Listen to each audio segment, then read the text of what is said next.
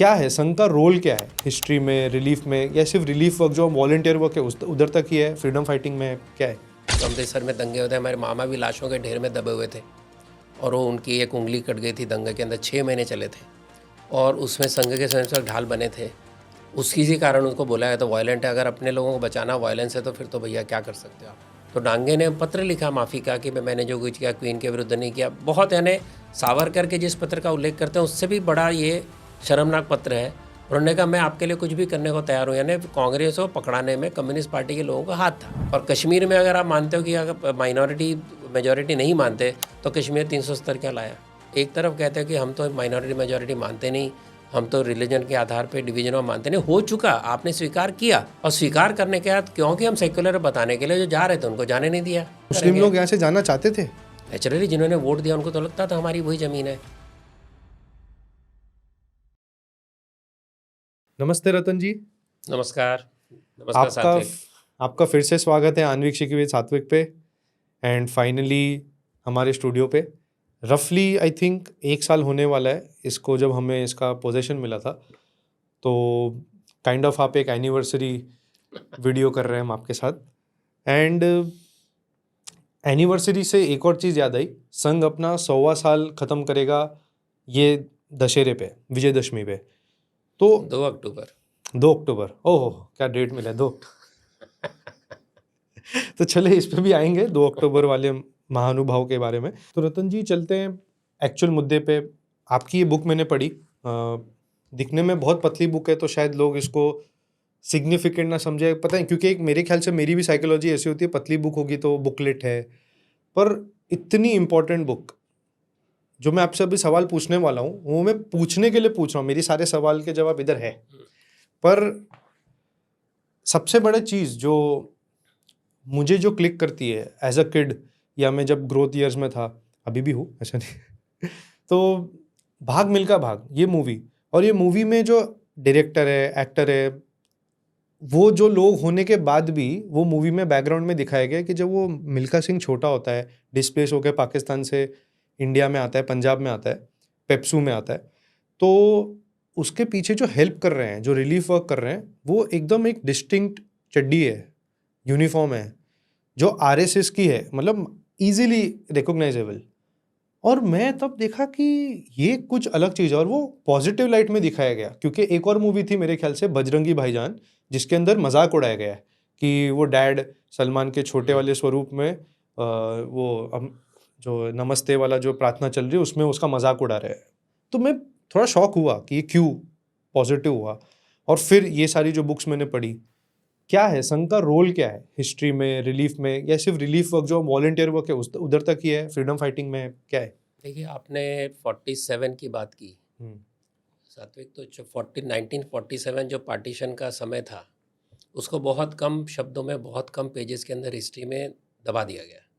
यानी विभाजन हुआ, लाखों लोग डिस्प्लेस हुए और दोनों तरफ के डिस्प्लेस हुए, दोनों तरफ अत्याचार हुए और लोग सेटल हो गए।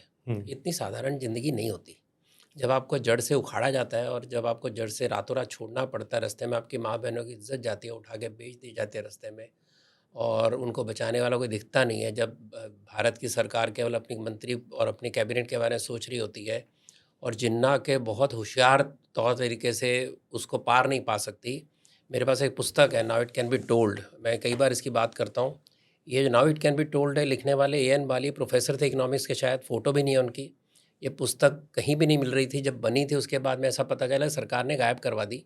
और ये संघ की नहीं है, ये व्यक्ति प्रोफेसर था और आखिर तक रहा लाहौर के अंदर, तो बड़ा कीन ऑब्जर्वर था। इस किताब के अंदर पूरा डेटा है कि कितने % मुस्लिम थे, हिंदू थे, कौन कौन से डिस्ट्रिक्ट में वगैरह। और एक चैप्टर है जिसके अंदर संघ की बात है, फ्रेंड इन नीड। उसके अंदर उसने बताया संघ के लोगों ने कैसे बचाया, क्या क्या। उसमें पुस्तक में बताता है कि Congress leader had no response to highly surgical Jinnah who never got his hand dirtied in the riots and all that, but he directed everything. Congress वाले लीडर्स को उसका उत्तर ही नहीं मिला और वो भलमनसाद में क्या करें क्या नहीं करें उसमें रह गए। तो उसमें सब सफ़र किया हिंदू लोगों ने। उस समय कौन था, तो ये बताता है कि संघ के स्वयं से गली गली में सुरक्षा मोर्चा बना के बैठे थे, एज रेस्क्यू करके लेकर जाते थे, अपनी जान पर खेल के लेके जाते थे। और यहाँ तक कि मुस्लिम महिलाओं को उनके कैंप में पहुँचाने का काम भी संघ स्वयंसेवक ने किया उस समय। जैसे आपने बुक में लिखा है। हाँ, तो ये उस समय अगर मैं बात करूँ इस किताब के अंदर, जो इसके अंदर सबसे मुझे इम्पोर्टेंट डॉक्यूमेंट मिला कि अमृतसर के अंदर 6 महीने दंगे चले स्वर्ण मंदिर को बचाने में। उसकी तारीख भी है मेरे पास, जिसके अंदर स्वर्ण मंदिर बचाने के लिए संघ के स्वयंसेवक खड़े रहे, और मैं एविडेंस ऐसा भी देता हूँ जो संघ का नहीं है। तो वहाँ पर 33 लोगों की ऐसी लिस्ट है, हैंड रिटन लिस्ट, जिसके अंदर कैसे वो मरे, चक्कू से मरे, गोली से मरे, बम बनाते हुए मरे, बचाते हुए मरे, उनकी पूरी जानकारी एड्रेस के साथ है। 33 वहाँ की बात करता हूँ मैं। फिर अगर आप आएंगे अपने इसमें कश्मीर के उस समय की बात करें, जब कश्मीर पे हमला हुआ है, तो उसके अंदर एक जगह उल्लेख है कि 70-75 लोग कोटली के अंदर, जहाँ पर बहुत बड़ा हत्याकांड हुआ, बचाने के लिए मोर्चा लगा के खड़े थे, जिसमें कल 2 बचे वो कहानी बताने के लिए। उसके अंदर कहानी है कि जब ये एयरपोर्ट स्ट्रिप बना रहे थे और जिस समय आर्म्स गिराए जा रहे थे वहाँ पर एयरफोर्स द्वारा, उनको बचाने, उनको लेकर आने के लिए संघ स्वयंसेवक गए, कुछ 10-12 बचे केवल 2 कहानी बताने के लिए। ऐसी बहुत सारी कहानियाँ हैं। और अगर आप आते हैं तो बाद में जब ये पार्टीशन के समय, खुद मेरे ससुर उस समय, मेरे मामा उस समय इन्वॉल्व थे, जब अमृतसर में दंगे होते हैं, हमारे मामा भी लाशों के ढेर में दबे हुए थे, और वो उनकी एक उंगली कट गई थी दंगे के अंदर। 6 महीने चले थे, और उसमें संघ के स्वयंसेवक ढाल बने थे। उसी से कारण उसको बोला है तो वायलेंट है। अगर अपने लोगों को बचाना वायलेंस है तो फिर तो भैया क्या कर सकते हो आप। और उनका ये हुआ, और हमारे जो ससुर थे, जो बचाने के लिए सारा लाहौर उस तरह घूम रहे थे, और परिवार अलग से गया, बाद में जम्मू की ओर से घूम के दिल्ली वापस आए तो परिवार को मिले। मेरे ससुर के पिताजी मेरी शादी के बाद भी, यानी उस समय 80-85 साल के पिताजी थे, उनको डांटते थे कि तू सारा छोड़ा है वहाँ पर, तू लेकर नहीं आया भीमदेव, और तूने परिवार का इतना नुकसान कर दिया। ऐसे हज़ारों परिवारों की कहानी है, खाली एक कहानी नहीं है।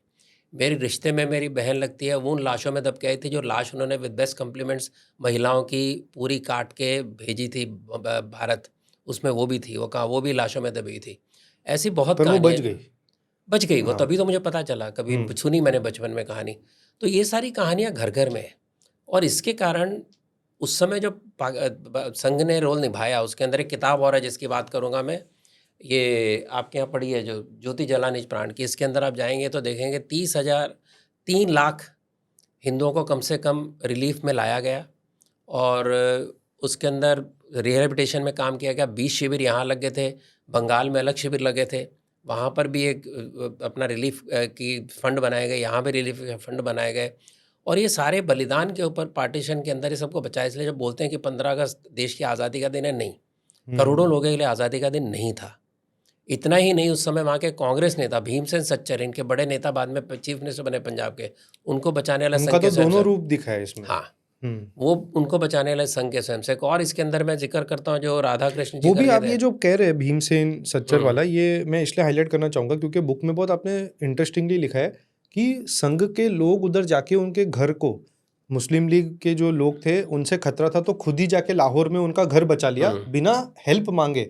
और ये जो भीमसेन जी है, इनको 15 दिन बाद मालूम पड़ा है कि संघ के लोगों ने मेरी हेल्प की है, मेरे को प्रोटेक्ट किया है, तो उन्होंने थैंक यू बोला है। और जब बाद में गांधी जी की हत्या होती है, और उस पर आएंगे हम लोग, तो उसमें पहले ही आरएसएस को ब्लेम करने वाले वन ऑफ द लीडर्स भी भीमसेन जी थे। तो ऐसी है कहानियाँ, मतलब एक स्वार्थ और एक हिपोक्रेसी की जो परिसीमा है, क्योंकि इसलिए केवल आपको कोई आपको संगठन पसंद नहीं, उसके विचार पसंद नहीं, आपको लगता है कि शायद ये कंपटीशन में जाएगा, तो सारा करते समय संघ इतना पॉपुलर हो गया था कि एक बार बीबीसी ने लिखा कि the only person who can compare in competition with Nehru in popularity is Guruji. अच्छा, अभी आप ये देखेंगे उस समय लगातार वहाँ पर कौन था, तो 7 अगस्त तक गुरुजी, आज जो पाकिस्तान है उसके अंदर घूम रहे थे। हैदराबाद में मीटिंग हुई, 65,000 वहाँ की आबादी है। सिंध के हैदराबाद में, हाँ, 65,000 आबादी थी वहाँ की, 35,000 लोग उस मीटिंग में थे। मतलब हर दूसरा घर में कोई ना कोई गया होगा। बाप रे। अगर एक घर में 6 लोग होंगे उस समय के हिसाब से, तो कम से कम 3 लोग उसमें से वहाँ आए होंगे। इतना मजबूत किया। हमारी जो लक्ष्मीबाई केलकर मौसी, जिन्होंने राष्ट्रीय सेविका समिति की स्थापना की, उनके साथ वेणु था, ये 2 लोग बाय एयर कराची गए, वहाँ महिलाओं को बहुत सांत्वना दी। इसके बाद विजयादशमी का वहाँ संचलन नहीं निकला, और वहाँ जिनके पास वारंट थे उन महिलाओं को बचाकर अंडरग्राउंड यहाँ पर बम्बई में ला के रखा। इस समिति की महिलाओं ने काम किया। तो ये सारा जो चला, ये तो केवल आपको मैं ये 1947-48 की बात कर रहा हूँ। राइट। और कोई देश होता तो संघ को प्रोत्साहित किया जाता, उसको बधाई दी जाती, उनका सत्कार किया जाता। हमारे देश ने तुरंत उसको किसी तरह क्रश करने की बात की। आप जब तक नेहरू अपना गांधी हत्या के ऊपर आएंगे, उससे पहले मैं बता दूं कि सितंबर 1932 में अंग्रेज ने पहली बार संघ के ऊपर बैन लाने की कोशिश की, कहा कि सरकारी नौकर नहीं जा सकते क्योंकि कम्युनल है। एक कम्युनल शब्द से पहले अंग्रेजों ने यूज़ किया। सेम 19 कांग्रेस ने हाँ आफ्टर इंडिपेंडेंस। 1933 में टीचर्स को मना किया। अच्छा। उसके विरुद्ध कट मोशन लाए। डॉक्टर जी के सहयोगी और डॉक्टर जी 1 साल उसके ऊपर काम कर रहे थे और कट मोशन जीत गया, जिसके अंदर कांग्रेस के लीडर्स ने इंक्लूडिंग मुस्लिम, उन्होंने भी सपोर्ट किया कि संघ के ऊपर इस प्रकार से पाबंदी नहीं होनी चाहिए और अगर मुसलमानों का संगठन हिंदुओं का क्यों नहीं हो सकता। तो कट मोशन था, क्योंकि सरकारी बिल था तो पास तो होना ही था, लेकिन कट मोशन सफल हुआ और खूब हल्ला मचा। उसके बाद 1940 के से लेकर जो मैंने इसके अंदर लिखा है, रिपोर्टें सीआईडी लगातार फॉलो कर रही थी संघ को, गुरुजी को फॉलो कर रही थी, तो कुछ तो कर रहे होंगे ना। उन्होंने यहाँ तक लिखा कि गुरुजी बहुत खतरनाक आदमी है और इसके कहने से हजारों लोग रातों रात कुछ भी कर सकते हैं, पर क्योंकि सारे कानून के दायरे में करें इसके लिए हम उसको कुछ कर नहीं सकते।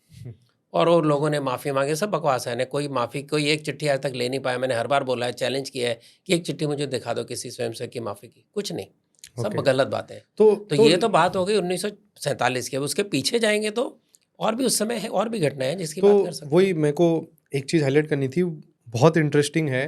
आई थिंक ये 43 से स्टार्ट होती है, if I am wrong with the dates मुझे करेक्ट कर देना।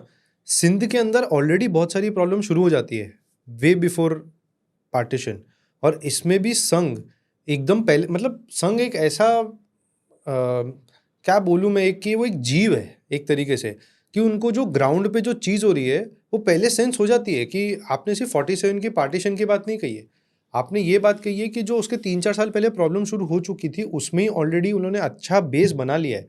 और मैंने जो एक फिगर आपके बुक में पढ़ा वो था कि 13 लाख लोग रहते थे सिंध में, और सॉरी हिंदू सिंधीज थे 13 लाख, उसमें से 11 लाख को सक्सेसफुली आरएसएस लाती है इधर और सेटल करती है। ये सारी स्टोरी प्लीज अगर आप स्टार्टिंग से अच्छे से अपने वर्ड्स में बता पाए तो लोगों को भी एक अच्छा समझ आएगा। मैं उसमें एक ही बताऊंगा कि 1947 में विभाजन के बाद भी संघ ने कुछ 12 स्वयंसेवकों को वहाँ पर रखा कि जब तक सारे सिंधी वहाँ से सुरक्षित वापस नहीं आते आप नहीं आओगे। यानी दुश्मन की टेरिटरी, दंगे सारे पाकिस्तान में थे, सिंध में कम हुए थे, लेकिन वहाँ भी डर था। उस डर के माहौल में 12 लोग, जिसमें से बहुत सारे बम्बई में आके बसे बाद में, झम्बटल मधवानी वगैरह, उनको छुड़ाने के बाद वो लोग वापस आए।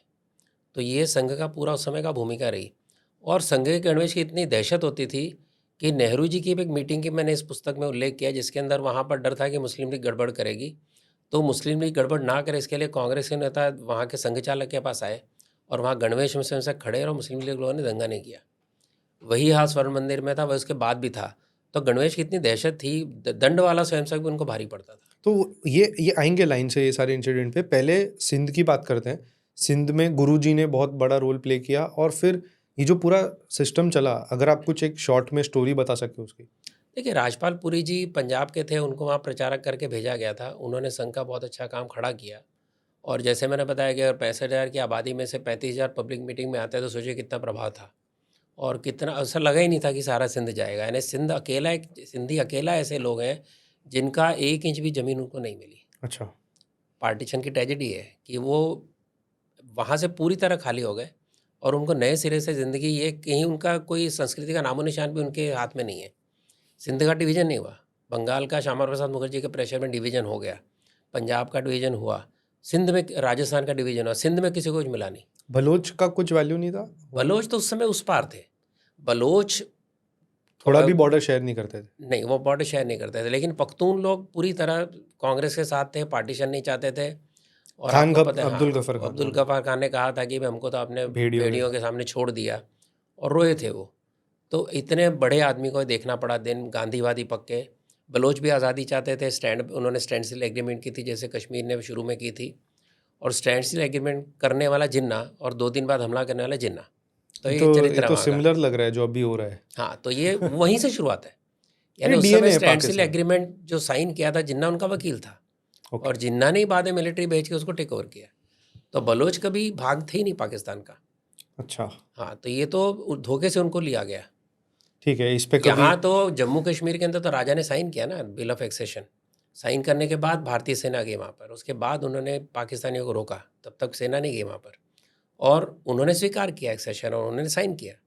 ऐसा बलोच का कोई नहीं है। तो ये तो बात हो गई। आप 1946 में आए, मतलब लगातार संगठन बढ़ रहा था। 1942 से बहुत तेज़ी से बढ़ रहा था। 1942 में कुछ 1500 प्रचारक निकले थे, उसमें कुछ 250 तो केवल पंजाब से निकले थे उस समय, इतने प्रचारकों से निकले थे। तो ये उसके बाद लगातार लोग तो आ ही रहे थे। गुरु जी का ये था कि नेगेटिव सेंटिमेंट से मत आओ, पॉजिटिव सेंटिमेंट से काम करो समाज के लिए, तब कुछ होगा। तो ये उस समय के हालात थे, उसके पीछे जाएंगे तो 1942 आता है। अब 1942 में कई कांग्रेसी कहते हैं भाई आपने तो साथ नहीं दिया, क्विट इंडिया मूवमेंट में हिस्सा नहीं लिया। लेकिन क्विट इंडिया मूवमेंट के अंदर संघ ने, जैसे बाकी 1930 के बाद रूल था कि आपको जो करना है आप एज ए नागरिक जाके, क्योंकि कांग्रेस का झंडा सब जगह है, कांग्रेस ही लीड कर रही है, उसी झंडे के तले आप करोगे सत्याग्रह। तो उस समय सत्याग्रह जो किया, उस समय संघ के स्वयंसेवक गए उसके अंदर, जेलों के अंदर, और उसके अलावा बहुत सारे काम किए। उस 1942 में जो कुछ हिंसा का भी हुआ था काम, उसमें भी संघ के स्वयंसेवक का बलिदान हुआ। हेमू कलानी सिंध का, जिसको फांसी की सज़ा 1943 में, उसका नाम कहीं है कि संघ वालों ने बचा के रखा है। चैम्बूर के अंदर उनके यहाँ पे हॉस्पिटल है उसके नाम पे, स्कूल है उसके नाम पर, उसकी बरसी मनाई जाती है वगैरह सब होता है। और तरुण था वो। ओके। पटना में जाएंगे तो पटना में 7 लोग पुलिस फायरिंग में मारे गए, जिसके अंदर 7 में 2 संघ के स्वयंसेवक थे। एक का नाम जगतपति था और दूसरा का आपके लिए बुक में होगा, तो दूसरे का नाम देवीपाल चौधरी था। ऐसे 2 लोग थे। और उसके फिर आप आएंगे अगर यहाँ पर विदर्भ में, तो विदर्भ में बहुत ज़्यादा उत्साह के साथ कार्यक्रम हुआ था कि वहीं पर संघ के लोग थे। इनफैक्ट गुरुजी कहते थे कि 1942 में जब ये क्विट इंडिया मूवमेंट चली है, तो संघ का काम चांदा से बांदा तक था, यानी मेनली महाराष्ट्र और मध्य प्रदेश, ये सीपी बरार जिसको बोलते हैं मध्य प्रांत, वहाँ संघ का काम था। बाकी जगह छुटपुट थोड़ा काम था। तो उनका ये था कि जब तक सारा संगठन इतना मजबूत नहीं होता अखिल भारतीय, तब तक इसमें डायरेक्टली कूदना, उसका क्या असर होगा, संघ जरूर क्रश हो जाएगा लेकिन उसका कितना असर होगा पता नहीं है। और 1942 की तैयारी भी कुछ ऐसी नहीं थी खास। हाँ, बहुत आउट ऑफ नोवेयर चालू हुआ था ये। अचानक कह दिया जी करो या मरो।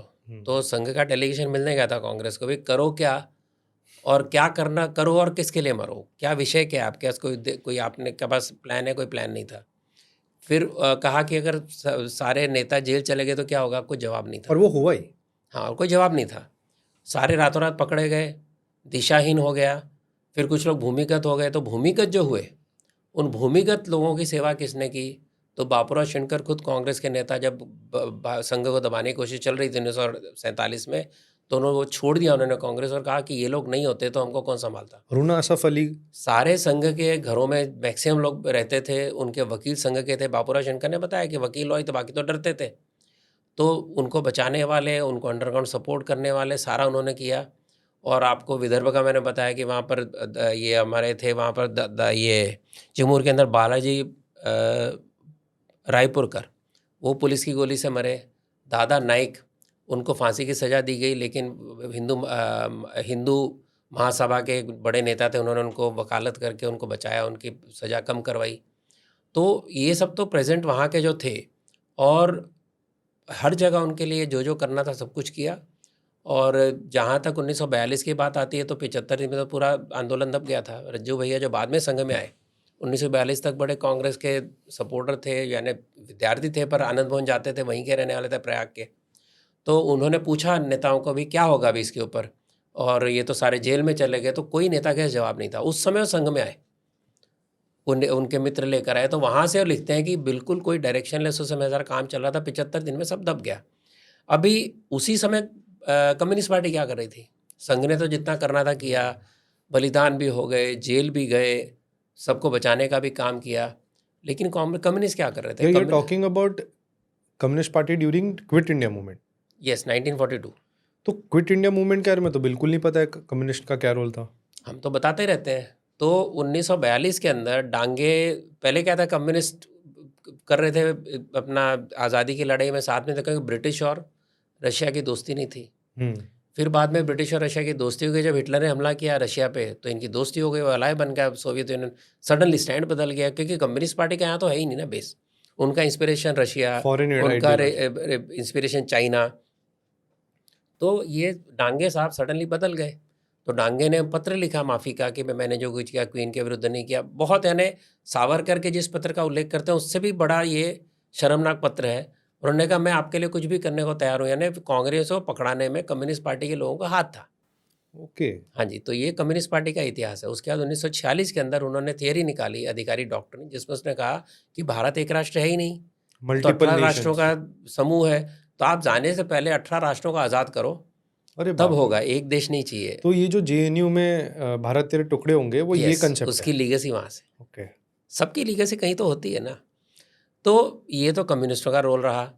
और इतना ही नहीं, 1946 के अंदर जब ये पाकिस्तान की बात जोर पकड़ रही, तो पाकिस्तान ये सही है, पाकिस्तान होना चाहिए, क्योंकि it's a different nation, they have right of self decision, तो पाकिस्तान भी बनना चाहिए, उसको भी सपोर्ट किया।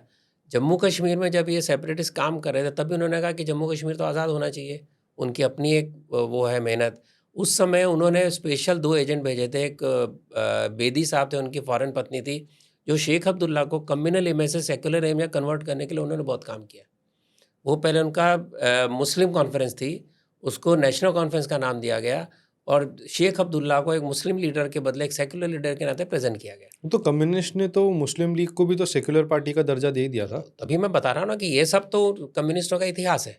वो जो आप कह रहे हैं तो आज़ादी के बाद की बात है, मैं तो आज़ादी के पहले की बात कर रहा हूँ, जिनकी बात कोई नहीं करता।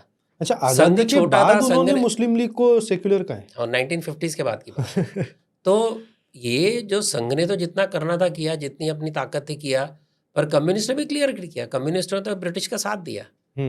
इतना ही नहीं, तो आज़ादी के बाद में उन्होंने जहाँ संघ के लोग मर मर के अपने लोगों को बचा रहे थे, वहाँ सशस्त्र विद्रोह किया उन्होंने तेलंगाना, आंध्र प्रदेश में, क्योंकि लेनिन ने कहा था कि स्टालिन था उसमें से, उसने कहा कि हाँ, ये आज़ादी तो जो बुर्जुआ की आज़ादी है, प्रोलेटेरिएट की आज़ादी नहीं है, तो कम्युनिस्ट साहब उतर गए मैदान में। जब तक इधर कोई प्रॉपर एक आर्म रिवॉल्यूशन नहीं खड़ा होगा, तब तक इसको ट्रू इंडिपेंडेंस नहीं तो कहा। 1951 में जो क्रश किया मिलिट्री द्वारा, तब जाके वो डेमोक्रेसी के रास्ते पर आए थे। तो ये पैरेलल अगर देखें कि 1925 में कम्युनिस्ट पार्टी पैदा होती है, 1925 में संघ पैदा होता है, संघ किस दिशा में जा रहा है और कम्युनिस्ट किस दिशा में जा रहे हैं, तो आपको ध्यान में आएगा कि भाई जो सारी कहानी क्यों रची जा रही है। पर कम्युनिस्ट तो एक्चुअली अपना जो उनका गोल था वो तो वो अचीव कर ही रहे हैं, क्योंकि उनका गोल तो यही था ना, उनको थोड़ी नहीं इंडिया को कुछ और बनाना था। नहीं तो क्या अचीव किया उन्होंने? देखिए, as far as parliamentary democracy goes, they have been shrinking continuously, लगातार कमी हो रहे हैं। जो आप बंगाल में एक टाइम पे बहुत आप जो बात कर रहे हो, उसको सर्टिफिकेशन मिला था मुस्लिम लीग से जब टाई अप करना था मार्क्सिस्टों को, उसके पहले कांग्रेस सर्टिफिकेट दे चुकी थी कि वो तो आज़ादी के पहले का मुस्लिम लीग अलग था, ये अलग है। ओके। तो और मुस्लिम लीग के ऐसे भी लोग हैं जो कॉन्स्टिट्यूंट असेंबली के मेंबर थे, अपनी मर्जी से कॉन्स्टिट्यूशन में जो उनको कहना था कहा, बाद में पाकिस्तान चले गए, ऐसे भी लोग थे। तो ये सारा जब ये भंग किया गया कम्युनिस्ट पार्टी का यहाँ पर केरल के अंदर, तो उसके बाद जब इलेक्शन लड़े तो मुस्लिम लीग सेक्युलर बन गई। तो ये तो हमारा इतिहास है। तो मुस्लिम लीग आपने देख लिया, कांग्रेस के नक्शे देख लिए। वो कांग्रेस में आते हैं तो जहाँ एक और संघ के लोग लगातार बचा रहे थे हिंदुओं को, सिखों को, अकाली दल के साथ मिलकर वहाँ पर उनको बचाने की लड़ाइयाँ लड़ी कच पंजाब के अंदर। तो यहाँ पर 1947 में इस तरफ क्या हो रहा था कांग्रेस के अंदर, एक तो इनका सारा ये कैबिनेट बनने की बातें चल रही थी, और दूसरा यहाँ पर हमको ये फिक्र नहीं थी कि हमारे लाखों लोग अभी भी गुलाम हैं गोवा के अंदर, पांडिचेरी के अंदर। पोर्चुगीज़ राज था जो ब्रिटिश राज से बहुत भयंकर, धर्मांध और ऑर्थोडॉक्स और बिल्कुल क्रूर ईसाई जो हमने पहले ज़माने में सुने थे 1940-47 तक, तो यहाँ पर हमारे भी चल रहे थे गोवा के अंदर, तो उनका इतिहास था। 61 में तो मिला है आज़ादी। हाँ, तो उस आज़ादी के लिए कौन लड़ा? तो संघ लड़ा। तो जब बोलते हैं कि आज़ादी की लड़ाई, तो आज़ादी तो पूरी मिली नहीं, हमने तो परवाह ही नहीं की, हमारे लाखों लोग वहाँ पर बैठे हैं गोवा के अंदर। पर आप तो 47 की जो बात कर रहे हो, इसमें हम ये बस मुझे ऐसा लगता है कि बस छोटी सी बात करके हमें आगे नहीं बढ़ना चाहिए। जो रिलीफ वर्क संघ ने लिया, जो मैंने स्टार्ट भी उससे किया था कि भाग मिल्खा भाग में पीछे रिलीफ वर्क करते हुए दिख रहे थे, वो बस ऐसा नहीं था कि किसी ने अनाज भेज दिया तो बस इधर से उधर ला के दे रहे, लोगों को दे रहे। उनको आकर ये दूसरी किताब जब पीछे आपके पढ़िए, डिटेल में पढ़ोगे, तो उसके अंदर आप देखोगे कि उनको शरणार्थी कार्ड बना कर देना, सरकारी दफ्तरों में जाकर उनसे लड़ना अधिकारियों से कि इनका हक इनको मिलना चाहिए, उनके रिकॉर्ड पूरे करवाना, सब कुछ खप खप के करवाया। And not only that, Pakistan से इधर सरकारी लाना भी। अधिकारी से थे कैसे थे सरकारी अधिकारी? ये सरकारी अधिकारी कहते थे कि भैया तो 3% हो जो रिफ्यूजी आए हो, 97% लोग तो शांति से बैठे हैं, आपके लिए पाकिस्तान से क्या झगड़ा मोल लें? तो जब वो लड़ते थे कि हमारा अधिकार क्या होगा, हमारे जगह क्या होगा, हमारी ज़मीनें वहाँ पर थी, उनकी ज़मीन तो सरकार ने दबा ली और वहाँ जो गए हाँ उनको दे दी। हमारे ऐसा नहीं हुआ, हमारे को वक्फ प्रॉपर्टी बना दिया गया, हमारे एनिमी प्रॉपर्टी बना दिया गया। जहाँ हिंदू घुसे थे उनको घरों से निकाला गया, उनको खाली किया गया, वो भी क्योंकि वो वापस आने इंसिस्टेंस ऑफ चाहिए। नेहरू एंड गांधी। तो ये सारा उस समय हो रहा था। तो उस समय पार्टीशन के समय हमारा स्टांस बहुत गलत था, हमारे सरकारों का स्टांस गलत था। यानी जो चीज़ मानी गई कि अगर रिलीजियस आधार पे बँटवारा हुआ हम नहीं मानेंगे, और आप नहीं मानते तो बँटवारा स्वीकार ना करते। आपने स्वीकार कर लिया रिलीजियस आधार पे बँटवारा, फिर रिलीजियस नहीं है सिद्ध करने के लिए आपने क्या-क्या कई तरह की गुलाटियाँ मारी, कई तरह की छलांगें मारी, ये सिद्ध करने के लिए कि हम ट्रू नेशन थ्योरी को नहीं मानते, हम रिलीजन के बेस पे डिवीज़न को नहीं मानते, इसलिए कश्मीर का झगड़ा। और कश्मीर में अगर आप मानते हो कि अगर माइनॉरिटी मेजॉरिटी नहीं मानते, तो कश्मीर 370 क्यों लाया? क्योंकि वहाँ मेजॉरिटी मुस्लिम थी। तो आप 2 तरफ खेलना चाहते हो। आप एक तरफ कहते हो कि हम तो माइनॉरिटी मेजॉरिटी मानते नहीं, हम तो रिलीजन के आधार पे डिवीज़न में मानते नहीं। हो चुका, आपने स्वीकार किया, और स्वीकार करने के बाद क्योंकि हम सेक्युलर बताने के लिए जो जा रहे थे उनको जाने नहीं दिया। तो ये सारा तो ड्रामा हुआ, तो उसके बट कारण ये आप आज कह जो रहे हालात जाना है, चाहते थे, उनको जाने नहीं दिया। हाँ, उनको बोला वापस आओ, हम हैं सेक्युलर, हम आपकी तो सुरक्षा मुस्लिम करेंगे। लोग यहाँ से जाना चाहते थे, नेचुरली जिन्होंने वोट दिया उनको तो लगता था हमारी वही ज़मीन है, पर जिन्होंने वोट दिया वो तो गए नहीं। पर इतने मात्रा पख्तूनों में ने तो लोग रह वोट नहीं गए। दिया था, पख्तून पाकिस्तान में चले गए, बलूचिस्तान उनके साथ में पाकिस्तान में चले गए, सिंध के आधे हिंदू थे वो तो पाकिस्तान में जाना नहीं चाहते, वो पाकिस्तान में चला गया और ये वापस आ गए। पंजाब के लोग जो है वहीं पार्टीशन का मेन जोर था, या वोट कहाँ से मिले थे, दक्षिण से मिले थे, यूपी बिहार से मिले थे, वो तो नहीं गए ना वहाँ। जो गए मुहाजिर बन के टिके वहाँ पर, लेकिन वो मेजॉरिटी लोग नहीं गए, 80% लोग गए ही नहीं जिन्होंने वोट दिया था। तो अम्बेडकर ने ऐसे थोड़ी कहा था कि या तो पॉपुलेशन एक्सचेंज होता, लेकिन हुआ तो भी आपने कॉन्स्टिट्यूशन में, अगर आपको लगता है कि हम सेक्युलर सरकार है तो कॉन्स्टिट्यूशन में ऐसे प्रोविजन रखे क्यों जो माइनॉरिटी मेजॉरिटी की बात करते हैं। ऐसा बहुत कुछ भारत वो भी बनते समय, डिफाइंड तो है नहीं कि माइनॉरिटी क्या है हाँ, तो वगैरह। ये भारत बनते समय जो जो हुआ, हम्म, जो नहीं होना चाहिए, उसका आज तक हम असर देख रहे हैं। ठीक है। तो रतन जी, 2-3 चीज़ें थी ये बुक के अंदर। बहुत सारी चीज़ों में ऐसे दिखा कि संघ का जो मतलब अनप्रेसिडेंटेड जो रिलीफ वर्क, जो अगर संघ नहीं होती तो पता नहीं जो इतने लाखों लोग आए हैं शायद वो मर ही जाते, या इधर आ नहीं पाते, या इधर के सरकार जैसे आपने कहा कि वो अपने पावर एंजॉय करने में थी, कैबिनेट बनाने में थी, उनको इधर कुछ पड़ी नहीं थी, वो एक चीज़। और आप जैसे कह रहे हैं कि संघ ने बहुत ज़्यादा हेल्प की फ्रीडम पाने में ब्रिटिशर से। नहीं, पर मैंने बहुत ज़्यादा हेल्प की ऐसा नहीं कहा, मैंने कहा जहाँ सबने कुछ ना कुछ सहयोग दिया, संघ का भी सहयोग था, उसको आप छोटा मानो बड़ा मानो, लेकिन जितना वो कर सकते थे तो संघ क्यों ने दबा किया। दबा दी गई एकदम से? तो इसमें रोल क्या था? आज़ादी मिली कैसे? ये थोड़ा प्लीज़ इस पे लाइट थ्रो देखिए, करें। ऐसा है कि मैंने पहले भी कहा आपको कि इतिहास ऐसे लिखा गया है कि धीरे-धीरे लगने लगा अपने को कि हमको अहिंसा से आज़ादी मिली है, ऐसा तो नहीं था। संजीव सहगल की पुस्तक आपने पढ़ी है, हाँ जी। और भी पहले भी आप स्कूल में भी कुछ ना कुछ पढ़ा ही होगा। तो ये जो रिवॉल्यूशनरी स्ट्रीम था, ये गदर पार्टी से शुरू हुआ था, राइट। जिसकी स्थापना अमेरिका में हुई थी। वहाँ से लेकर लगातार कभी भी विद्रोह शांत नहीं हुआ था। लोग बदलते गए, फांसी पे चढ़ गए, नए ग्रुप खड़े हो गए, लेकिन कंटिन्यूटी वो अमेरिका से लेकर साउथ तक पूरी कंटिन्यूटी थी। इसके कारण जो कोई व्यक्ति जाता था वहाँ पर, वो इंडिया हाउस में जाके ठहरता था, उसको फाइनेंस की मदद भी मिलती थी। जो क्रांतिकारी वहाँ पहुँचे, तो सारे जुड़े हुए थे ना आपस में तार। खुद डॉक्टर हेडगेवार ने मेडिकल अपना पढ़ाई करने के बाद भी जहाँ से क्रांतिकारियों के साथ थे, उसके बाद 2 साल तक आर्म सप्लाई करना, विद्रोहियों तक पहुँचाना, जो हमारे क्रांतिकारी पहुँचाना, ये सारी भी कहानियाँ हैं इतिहास के अंदर। तो एक तो वो स्ट्रेन था, एक स्ट्रेन था जो रिफॉर्म्स का स्ट्रेन था। जैसे अम्बेडकर ने कहा कि कोई भी समाज के अंदर जब क्रांति आती है, क्रांति आने के पहले उसके अंदर सामाजिक सुधार चलता है।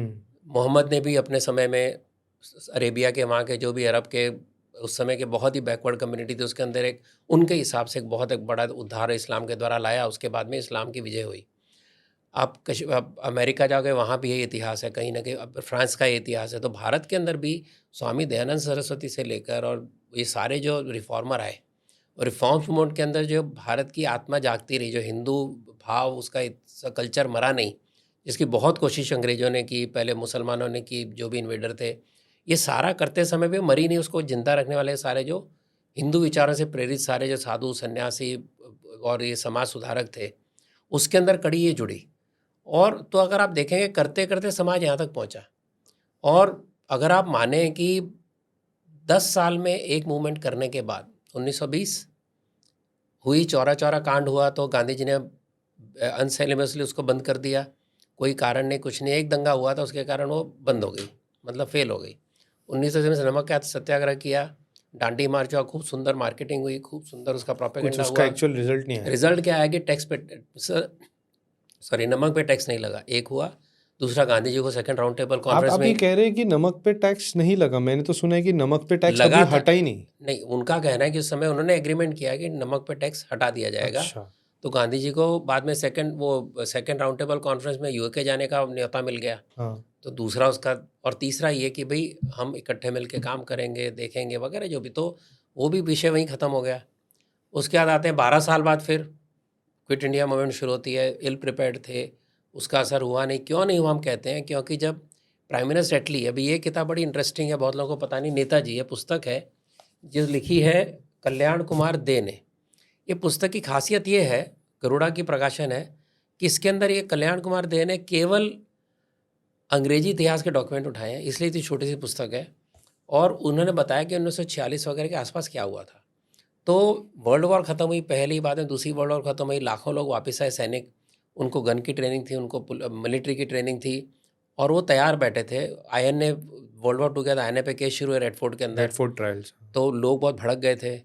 यहाँ पर मुंबई के अंदर नेवल रिबेलियन हुआ, कई दिन कोलाबा चला, में, हाँ जी। कई दिन हुआ, वायलेंट हुआ, गोलियां चली, कई लोग मर गए, उसका भी और सिर्फ इतिहास नहीं मुंबई ही है। नहीं थी, ये तो कराची से लेके बोलते हैं कि जो भी मुख्य जो था बम्बई में हुआ, बाद में जबलपुर में मिलिट्री का विद्रोह हुआ, और हुआ होगा जो मेरे ध्यान में इसके अंदर उसका जिक्र है मुख्य रूप से बम्बई का, जो बहुत बड़ा था। अभी उसके अंदर कई बलिदान हो गए वगैरह, वो अलग किस्सा है, क्योंकि इनका तो बलिदान ही कभी गिना ही नहीं उन्होंने। कांग्रेस ने उनके लिए वकालत करने की बात की, क्योंकि उस समय वो बहुत विषय बट अट्रैक्टिव था। सरदार पटेल ने तो क्लियर इसका विरोध किया था, ये नेवल रिबेलियन का। कांग्रेस ने भी ओवरऑल किया था, लेकिन उस समय लगा कि ये पॉपुलैरिटी में अच्छा चल रहा है, तो वकील उसके लिए खड़े किए वगैरह हुआ। लेकिन ये सारा होते समय अंग्रेज़ों को लगा हमारा होगा क्या। तो अंग्रेज़ों की मीटिंग है, टेलीग्राम है, जिसके अंदर मेंशन है, लेटर्स हैं कि भाई ओके। कल को अगर विद्रोह हो गया, पुलिस हमारी नहीं सुनेगी, मिलिट्री हमारी नहीं सुनेगी, जो भी सैनिक वापस आए वो भी कल को सड़कों पर उतर सकते हैं, हम इनको रोकेंगे कैसे? क्या एयरफोर्स के प्लेन आएंगे ब्रिटेन से? क्या होगा? ऐसी चर्चा चलती रही। तब उनको लगा हम इसको नहीं रोक सकते, तो उन्होंने कहा इनको आज़ादी देनी। जुलाई 1946 के आसपास उन्होंने डिक्लेयर किया। बाद में पार्टीशन वगैरह का सारा जो उनको करना था किया उन्होंने। लेकिन एटली खुद कहते हैं कि ये जो बहुत बड़ा फैक्टर जिसके कारण हमको लगा कि हम इसको नहीं कंट्रोल कर सकते, और उनको पूछा भी कि 1942 का कुछ असर हुआ, तो he says in a very smiling manner कि नथिंग, मिनिमल। तो और मिनिमल भी एक एक अक्षर करके। तो इस प्रकार का सारा, अगर हम, मैं नहीं कहता हूँ कि कांग्रेस का रोल नहीं था, कांग्रेस का सबसे बड़ा रोल था, गांधी जी का रोल था कि आम व्यक्ति को आज़ादी की लड़ाई से जोड़ा, उसको एक चरखे का बेस दिया, हैंडलूम का बेस दिया, उन्होंने स्वदेशी का उसका बेस बनाया, और वो गांव-गांव तक उनका विषय पहुंचा, जो आज तक भी पुराने लोगों को वही याद है। वो एक बहुत बड़ा रोल था। लेकिन केवल उसके कारण आज़ादी नहीं, तो पूरा एक इतिहास है उसके पीछे का। कई लोगों का बलिदान, 100 साल के पीछे की गाथा कम से कम अगर उसके पीछे नहीं भी जाते, जिसके कारण समाज जागृत रहा, सोया नहीं, उसके पीछे मैं भक्ति आंदोलन में भी जा सकता हूँ कि कैसे संतों ने कैसे सब समाज को जगा के रखा। पर मैं अंग्रेज़ों के समय की बात कर रहा हूँ। तो इसलिए किसी को एक को क्रेडिट ना देते हुए वास्तविकता है कि समाज के हर भाग में कुछ ना कुछ किया। उसमें संघ भी एक एलिमेंट था। लेकिन उस समय ये कहना, जैसे मैंने इसलिए कल्याण दे का ज़िक्र किया, कि ये सभी का उसके अंदर हमको हमेशा ऋणी रहना पड़ेगा। ओके। 1946 के आसपास भी आते-आते बहुत सारी चीज़ों में ऐसे लगा है कि, क्योंकि जैसे हम लोगों ने वापस बात की, रिलीफ वर्क में एब्सेंट कांग्रेस, तो आरएसएस ने ये चीज़ का मुद्दा क्यों नहीं उठाया और कांग्रेस को रिस्पॉन्सिबल ठहराया क्यों नहीं? कांग्रेस को बहुत बार बहुत अच्छी सपोर्ट, जैसे पहले भी बात हुई कि जब रेफ्यूजीज बन के आ रहे थे तो बहुत सारे कांग्रेस के लीडर्स ने आरएसएस के स्वयंसेवकों को कांटेक्ट करके इधर ट्रांसफ़र हुए अपने आप भारत में सेफली, उनको सेफ हेवन्स दिए, और बहुत सारे आपके ये बुक में हैं इजीली अवेलेबल। और भी चीज़ें आगे, गांधी को प्योर सपोर्ट, गांधी के अंदर ब्लाइंड फेथ, एक बार का मतलब बुक के अंदर जब मैं पढ़ रहा हूँ तब मुझे ऐसा लग रहा है कि Congress was kind of the, जो कांग्रेस उधर के इलीट्स बैठे मजे कर रहे हैं, बट नीचे ज़मीन पे एक्चुअल काम आरएसएस कर रही है, कांग्रेस जो करनी चाहिए थी वो। और शायद इसी वजह से कांग्रेस के सामने कोई प्रॉपर एक, कभी वो रिस्पॉन्सिबल ठहराए नहीं गए, कभी अकाउंटेबल ठहराए नहीं गए, और कोई दूसरी पावर भी अच्छे से खड़ी नहीं हो पाई। ये ऐसा क्यों चला? आरएसएस ने इतना बड़ा अपॉर्चुनिटी मिस देखिए कैसे ऐसा कर रही है? कि आरएसएस का पहले दिन से क्लियर कट था कि समाज को संगठित करना है, समाज को रिफॉर्म करना है, जात पात धर्म प्रांत से ऊपर लाना है, हिंदू समाज सुधरेगा, हिंदू समाज इकट्ठा होगा तो हमारा देश का चित्र बदलेगा। क्योंकि हमारी जो भी प्रॉब्लम है, हमारी जो की बुराइयाँ सब हिंदू के दरवाजे पे आती हैं। चाहे वो लड़ाइयों के इन्वेजन के अंदर अलग अलग मौके पे बिखरे हुए थे, इसके लिए हारे, चाहे लगातार संघर्ष करते रहे, फिर भी अंत में कुछ साल तो शासन रहा। अगर मुगलों का हम सब बहुत 600 साल नहीं भी गिने तो 150 साल तो उनका शासन रहा। राइट। बाकी समय चाहे विद्रोह कहीं ना कहीं चलता रहा, अंग्रेज़ों का भी शासन रहा। इसके पीछे भारत समाज की फूट थी। भारत समाज का मुख्य कौन था घटक? हिंदू। तो अगर हिंदू नहीं सुधरेगा तो समाज कैसे सुधरेगा? हिंदू के अंदर सुप्त भावनाएं, हिंदू अगर अपने आप को इस ज़मीन से जुड़ा हुआ नहीं मानता और अंग्रेज़ों की मानसिक चाकरी के अंदर दिमाग उसका चला गया है, तो अगर आज़ादी मिलती भी है तो भी लोग तो वही हैं, तो सोच वही है अंग्रेज़ों वाली। तो केवल शासन बदलेगा, समाज नहीं बदलेगा। इस सोच के साथ पहले समाज को बदलना चाहिए, इसलिए संघ ने काम शुरू किया। और राजनीति में काम करने का ध्यान में आया कि राजनीति को कहीं ना कॉम्प्रोमाइज़ करना पड़ता है, तो राजनीति में नहीं जाना। राजनीति के बाहर रह के काम किया और समाज को संगठित करते हुए काम किया। डॉक्टर जी जो 1940 में भी उनको क्लियर था कि वर्ल्ड वॉर 2 के बाद में बहुत अच्छा मौका है जब हम विद्रोह कर सकते हैं, समाज खड़ा हो सकता है और आज़ादी मिल सकती है, क्योंकि उस समय ये लोग कमज़ोर होंगे। उनको बड़ा दुःख था, मरते समय तक भी उनका यही था कि मैं तेज़ी से काम कर नहीं पाया। करता तो हम ये सफल इसमें हो सकते थे, क्योंकि समय जा रहा है तेज़ी से। लड़ाई उस समय चल रही थी, वर्ल्ड वॉर। ऐसी सोच के बाद उन्होंने उसका जो शपथ थी उसके अंदर बोला कि मैं हिंदू राष्ट्र का घटक हूँ और मैं हिंदू राष्ट्र की स्वतंत्रता के लिए आजीवन संघर्ष करूँगा। हमारी शपथ थी संघ की। वहाँ से आप देखेंगे कि गोल तो यही था। 1920 के अंदर डॉक्टर हेडगेवार रेजोल्यूशन लाते हैं कांग्रेस के अंदर, कमेटी के अंदर, रेजोल्यूशन कमेटी पूर्ण में, स्वराज। पूर्ण स्वराज। और स्वराज मिलने के बाद में अन्य कॉलोनियल पावर के द्वारा गुलाम किए गए देशों के साथ में हम खड़े रहेंगे। यानी वर्ल्ड विजन था, मतलब विश्व गुरु टाइप्स। विश्व गुरु समझिए। एक विश्व के अंदर हमारा रोल क्या हो सकता है और हम कैसे इंपीरियलिज्म के विरुद्ध हैं, वो हिंदू सोच थी। अनफॉर्चुनेटली वो रिजेक्ट किया गया। जब उसको 1930 में स्वीकार किया गया तो सबसे पहले स्वागत करने वाले डॉक्टर हेडगेवार थे। संघ के अंदर उन्होंने 1931 में कहा कि भाई हम संघ के अंदर 26 जनवरी दिन था, इस दिन हम सब जगह ध्वज लगाएंगे, आज़ादी की बात करेंगे और लोगों को समझाएंगे संपूर्ण स्वराज्य क्यों चाहिए। उन्हें मन में कोई भेदभाव नहीं रखा। तो कांग्रेस के साथ काम करने में संघों का भी संकट नहीं था। इनफैक्ट हेडगेवार जी का आपने बुक में भी बहुत बार ऐसा मेंशन किया है, कांग्रेस के बहुत सारे लीडर जो बहुत अलग थिंकिंग के या आइडियोलॉजी के थे या ओपिनियन के थे, उनकी भी दोस्ती at a personal level Hedgewar ji के साथ बहुत अच्छी थी। कम्युनिस्टों के साथ भी थी। कम्युनिस्ट के साथ, जैसे हिंदू महासभा के बारे में बात भी नहीं की हमने, उसमें भी हम आएंगे हिंदू महासभा का भी क्या चीज़ है। इनफैक्ट आप देखिए ना कि जब डॉक्टर जी को लोगों ने कहा कि सावरकर अच्छे हैं कि अपने ये गांधी अच्छे हैं, उन्होंने कहा एक आप मेरे को बोल रहे हैं कि मोगरा पसंद करूं कि गुलाब पसंद करूं। दोनों फूल अपनी अपनी जगह है, दोनों फूलों की अपनी खासियत है, तो मैं कैसे एक को स्वीकार कर सकता हूं। जब सावरकर को विरुद्ध सेंसर प्रस्ताव लाए कांग्रेस वाले, तो डॉक्टर हेडगेवार ने उसका विरोध किया कि नहीं करना चाहिए, वो भी देशभक्त है, उनके अपने विचार है। So this is the kind of syncretic view that संघ हैड अबाउट एवरी आइडियोलॉजी, कि हर आइडियोलॉजी अपनी जगह सही है, देश को आज़ाद करना है, समाज को अच्छा करना है, तो उसके लिए किसी का विरोध नहीं, विचारों का विरोध, व्यक्ति का नहीं। रुईकर एक कांग्रेस के कम्युनिस्ट नेता थे, उनको हर शरद पूर्णिमा पर बुलाते थे घरों में, अपने घर में वो दूध पीते थे तो उसमें हर पार्टी के लोगों को बुलाते थे। तो उस रुईकर को कहते थे कि तू, तेरा स्वागत है, तेरे विचारों को बाहर चप्पल के छोड़ के मेरे घर में आना, ऐसे हंसते हुए कहते थे। अच्छा। वहीं से समाज जुड़ता है ना। जो लोग लगातार संघ से जुड़ते हैं उसका कारण है कि सोच ऐसी है, कोई तुम्हारा पर्सनल विरोधी नहीं है, विचार का कुछ विरोध ज्यादा है। इनोसेंट नहीं रह आप जो गई? कहते हैं इनोसेंट की बात करते हो, अभी आप देखो कि 1900 गांधी जी ने कहा था कि मैं पार्टीशन मेरी लाश पे होगा। नेहरू ने कहा था कि भाई पार्टीशन इज फैंटास्टिक नॉनसेंस। ये सब कहने पे भरोसा तो करना पड़ेगा, क्योंकि वो समाज को लीड कर रहे थे। संघ तो उस समय बहुत ज़मीनी स्तर पे शाखाएं खड़ी करा था, काम खड़ा करा था। अब ये आते हैं कि फिर कांग्रेस को प्रॉब्लम क्या है। जैसे मैंने कहा कि कांग्रेस को प्रॉब्लम थी कि सबसे पॉपुलर हो रहा था, पार्टीशन के समय जो काम किया उनसे सहन नहीं हो रहा था। गांधी जी ने कहा था कि पार्टी डिसॉल्व कर दो, अलग अलग विचारधारा के लोग अपनी पार्टी बनाओ। उस समय कांग्रेस में समाजवादी भी थे, कम्युनिस्ट भी थे, हिंदुत्ववादी हिंदू महासभा वाले थे, सारे थे। इन्होंने डिसॉल्व नहीं किया, ब्रांड का फ़ायदा उठाना था। उस ब्रांड का खतरा हो गया जब सामने संघ का ब्रांड बन रहा था। गुरुजी ने कहा हमको कोई इंटरेस्ट नहीं है इसके अंदर पॉलिटिक्स में, फिर भी नहीं माने।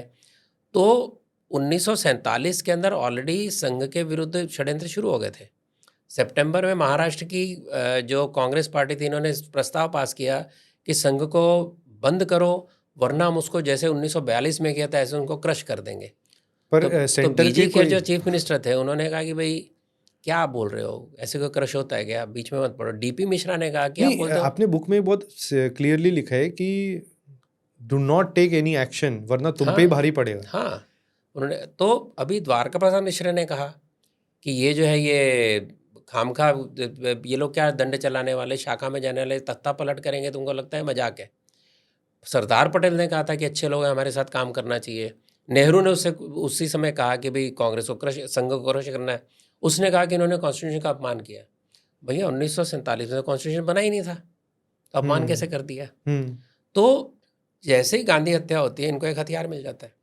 राइट, एआईसीसी ने पास किया था रेजोल्यूशन इस पे जनवरी आएंगे। 7-8 को। हाँ, इस पे आएंगे, हम बहुत फास्ट जा रहे हैं क्योंकि मेरे कुछ बीच बीच में क्वेश्चन है। जैसे वही इनोसेंस वाली जो बात हो गई, ये कोई मतलब थोड़ा भी आरएसएस जैसे आप कह रहे कि इनोसेंट की बात नहीं करना चाहते, हम बहुत प्योर एक ट्रस्ट की बात थी ना। राइट। अगर गांधी जी और सारा ये जो कांग्रेस के सारे नेतागण थे जिसके अंदर हर रंग के हर तरह के लोग थे, वो सारे लोग अगर मिलके काम कर रहे हैं, उनको लगता है हम लड़ेंगे, हम नहीं पार्टीशन होने देंगे, ये भावना से काम कर रहे हैं, तो संघ तो उनको तो स्वीकार पर करेगा ही आरएसएस ना। को इतना क्लियरली समझ में आ रहा था क्योंकि ग्राउंड पे जो लेवल पे जो चीज इसीलिए समझ जाती थी, तो उनको कांग्रेस की चीजें समझ नहीं आई कभी। समझ आते तो इसीलिए खड़े रहे ना समाज के साथ, इसीलिए समाज को समझाते रहे, समाज की सुरक्षा के लिए खड़े रहे, जो कर सकते थे किया।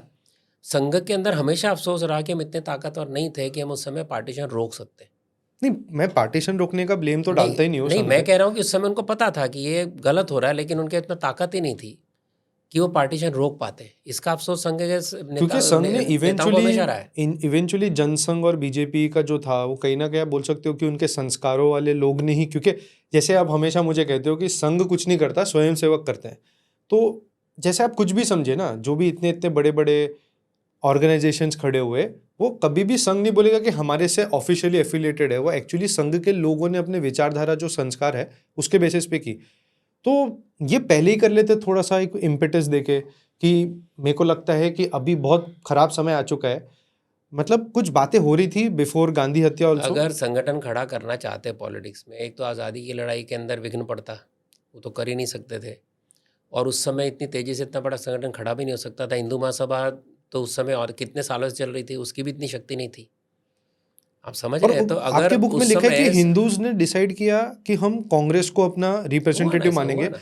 क्या आरएसएस तभी कन्विंस कर सकती थी हिंदू के कुछ नहीं, समाजों को कि नहीं, नहीं कर हिंदू सकते महासभा थे। Can also be one thing? Honestly नहीं कर सकती थी, इतना अच्छा। उसमें ताकत नहीं थी, इतनी शक्ति नहीं थी। और साथ ही उस समय जो विचार बन चुके थे हिंदू समाज के, 1946 में इलेक्शन हुए, तो ये सारे जो उसके अंदर हिंदू समाज ही डिसाइड कर चुका था। पॉलिटिक्स में तो कांग्रेस ही थी। कि आपको लगता है संघ उस समय नई पॉलिटिकल पार्टी खड़ी करता? नहीं कर सकता था।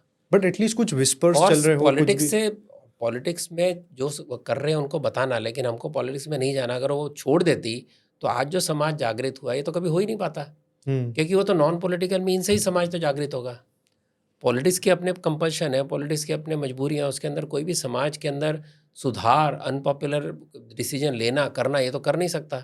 संघ ने तो कई ऐसे अनपॉपुलर काम किया उस समय जो समाज को जगाने के लिए आवश्यक थे, तो इसलिए वो तो करना जरूरी था, पॉलिटिक्स के बाहर रह के करना था। तो 1949 के बाद कुछ तरुण कार्यकर्ताओं को लगा नहीं, हमारे लिए कोई खड़ा नहीं, हमको अपना संगठन खड़ा करना चाहिए। और एक धमकी बैन के समय बाड़ा साहब देवरस ने पत्र द्वारा लीक करके पत्र जानबूझ के भेजी थी कि हम अपनी पार्टी खड़ी करेंगे। KR मलकानी ने ऑर्गेनाइजर में लिखा कि हम अपनी पार्टी खड़ी करेंगे, तो तब कांग्रेस को डर लगा कि अरे बाप रे, ये तो हमारे विरुद्ध खड़े हो जाएंगे। कि तब हमारा बाद में डर था, ये दोबारा रियलिटी होना चाहिए। दोबारा फिर बातचीत शुरू करे, कुछ भी करके बैन हटाओ बैन हटाओ, तब जाके शुरू हुआ। और बाद में कुछ नहीं, मेरा बहाना था, बोला चलो कॉन्स्टिट्यूशन ही बना दो लिखकर। अभी कॉन्स्टिट्यूशन लिखकर बनाना, तो कांग्रेस के पास 14 साल नहीं था कॉन्स्टिट्यूशन लिखा हुआ। कांग्रेस जब बनी है, ह्यूम ने जो बनाई है, उसके 14 साल तक कॉन्स्टिट्यूशन नहीं था। तो संस्थाएं बनती थी, चलती थी, तो ये तो बहाना था। वो बहाना मानने के लिए संघ ने कहा ठीक है कॉन्स्टिट्यूशन लिख के दे देते हैं आपको। उन्होंने कहा बाल स्वयंसेवक बैन करो, शाखा में नहीं जाने चाहिए। संघ गुरुजी ने कहा होगा ही नहीं, हमारे संस्कारों का केंद्र ही बाल है, हमारी शाखा हमारा संस्कार का केंद्र है, वो हम नहीं मानेंगे। तो बालों को शाखा में नहीं आने, तो इसका विरोध किया। और गुरुजी ने कहा ये आप शर्त रखोगे, तुमको नहीं चाहिए। तो अपनी जगह खड़े थे।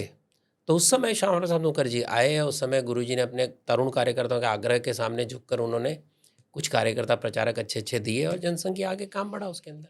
पर जैसे आप कह रहे हैं कि संघ अपना पीछे से काम करता है, अगर आप देखोगे आरएसएस का नाम पहले बहुत लोग अंदर अंदर बात करते थे, मैं बहुत रिसेंटली बात कर रहा हूँ 2014 के पहले की, बट 2014 से जब एक्चुअल में बीजेपी जो सिमिलर आइडियोलॉजी वाली चीज़ है, अगर मैं एफिलेट भी ना मानूं, क्योंकि अभी अगर डी हाइफिनेट मतलब हाइफिनेट करना है तो हाइफिनेट करते हैं कि बीजेपी जो आरएसएस के साथ कोऑर्डिनेशन में काम करती है, आइडियोलॉजी में काम करती है, वो जब पावर में आई, जब एक्चुअल हिंदूज प्रो हिंदू बोल सकते हैं पार्टी जब पावर में आई, तब जाके संघ को भी जो एक रिस्पेक्ट और रेलेवेंस जो मिली है, वो तो आप मानोगे कि वो तब हुई।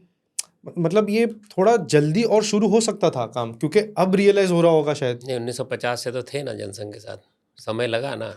समाज इतना सुप्त अवस्था में है कि आज भी हिंदू समाज को तो गुड बॉय का एक घुट्टी पिलाई जाती है कि सेक्युलर हो तुम अपने त्याग करते रहोगे, बड़े भाई हो छोटे भाई के लिए त्याग करोगे, छोटे भाई के लिए त्याग करते करते सारे कानून सारी चीज़ें हिंदुओं के विरुद्ध जा रही थी। यहाँ तक कि सेफरन टेरर की बात की गई, हिंदुओं को टेररिस्ट बताया गया, कम्युनल वायलेंस बिल लाया गया सोनिया गांधी की सरकार द्वारा कि अगर कोई दंगे होते हैं तो मेजॉरिटी जो है वो अप्रायरी डिक्लेयर होगी गिल्टी, तो उनको सिद्ध करना पड़ेगा। उन्होंने वायलेंस नहीं किया। ऐसे कानून भी आया था जो हिंदुओं को सेकंड क्लास सिटीजन बनाने की पूरी कोशिश हो रही थी। उसका जवाब करते करते आप सोचो कि इतने साल लगे हिंदू समाज को जगाने के लिए, कि 800 साल की वो नींद थी। और उनके ऊपर बाद में उनके ऊपर जो मुस्लिम इन्वेडर्स ने किया हो तो किया, बाद में ब्रिटिशर ने जो मकौले की पद्धति से इतने साल दिमाग आपका ब्रेन वॉश कर दिया, उस दिमाग से बाहर लाने के लिए समय जाना था। समय गया, उचित समय पे जागा।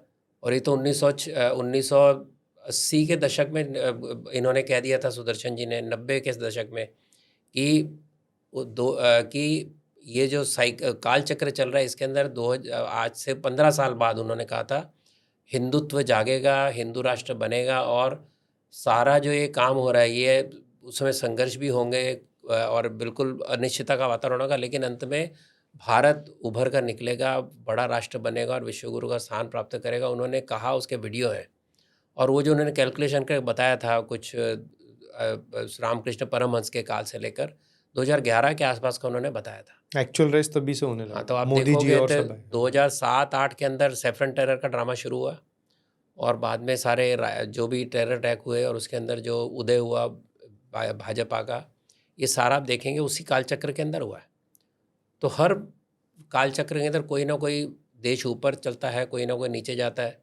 जैसा अमेरिका इस समय पतन की ओर जा रहा है, किस समय एकदम टॉप पर था, कभी यूके टॉप पे था, अब कहाँ गया पता ही नहीं, किस रसातल में गया। यूरोप का बुरा हाल है। तो ये सारा जो चलता है उसके अंदर भारत का उदय निश्चित था। उसके अंदर कौन उसको उस दिशा में लेकर जाएगा, तो संघ और वैसे विचारों के लोग लेकर जाएंगे।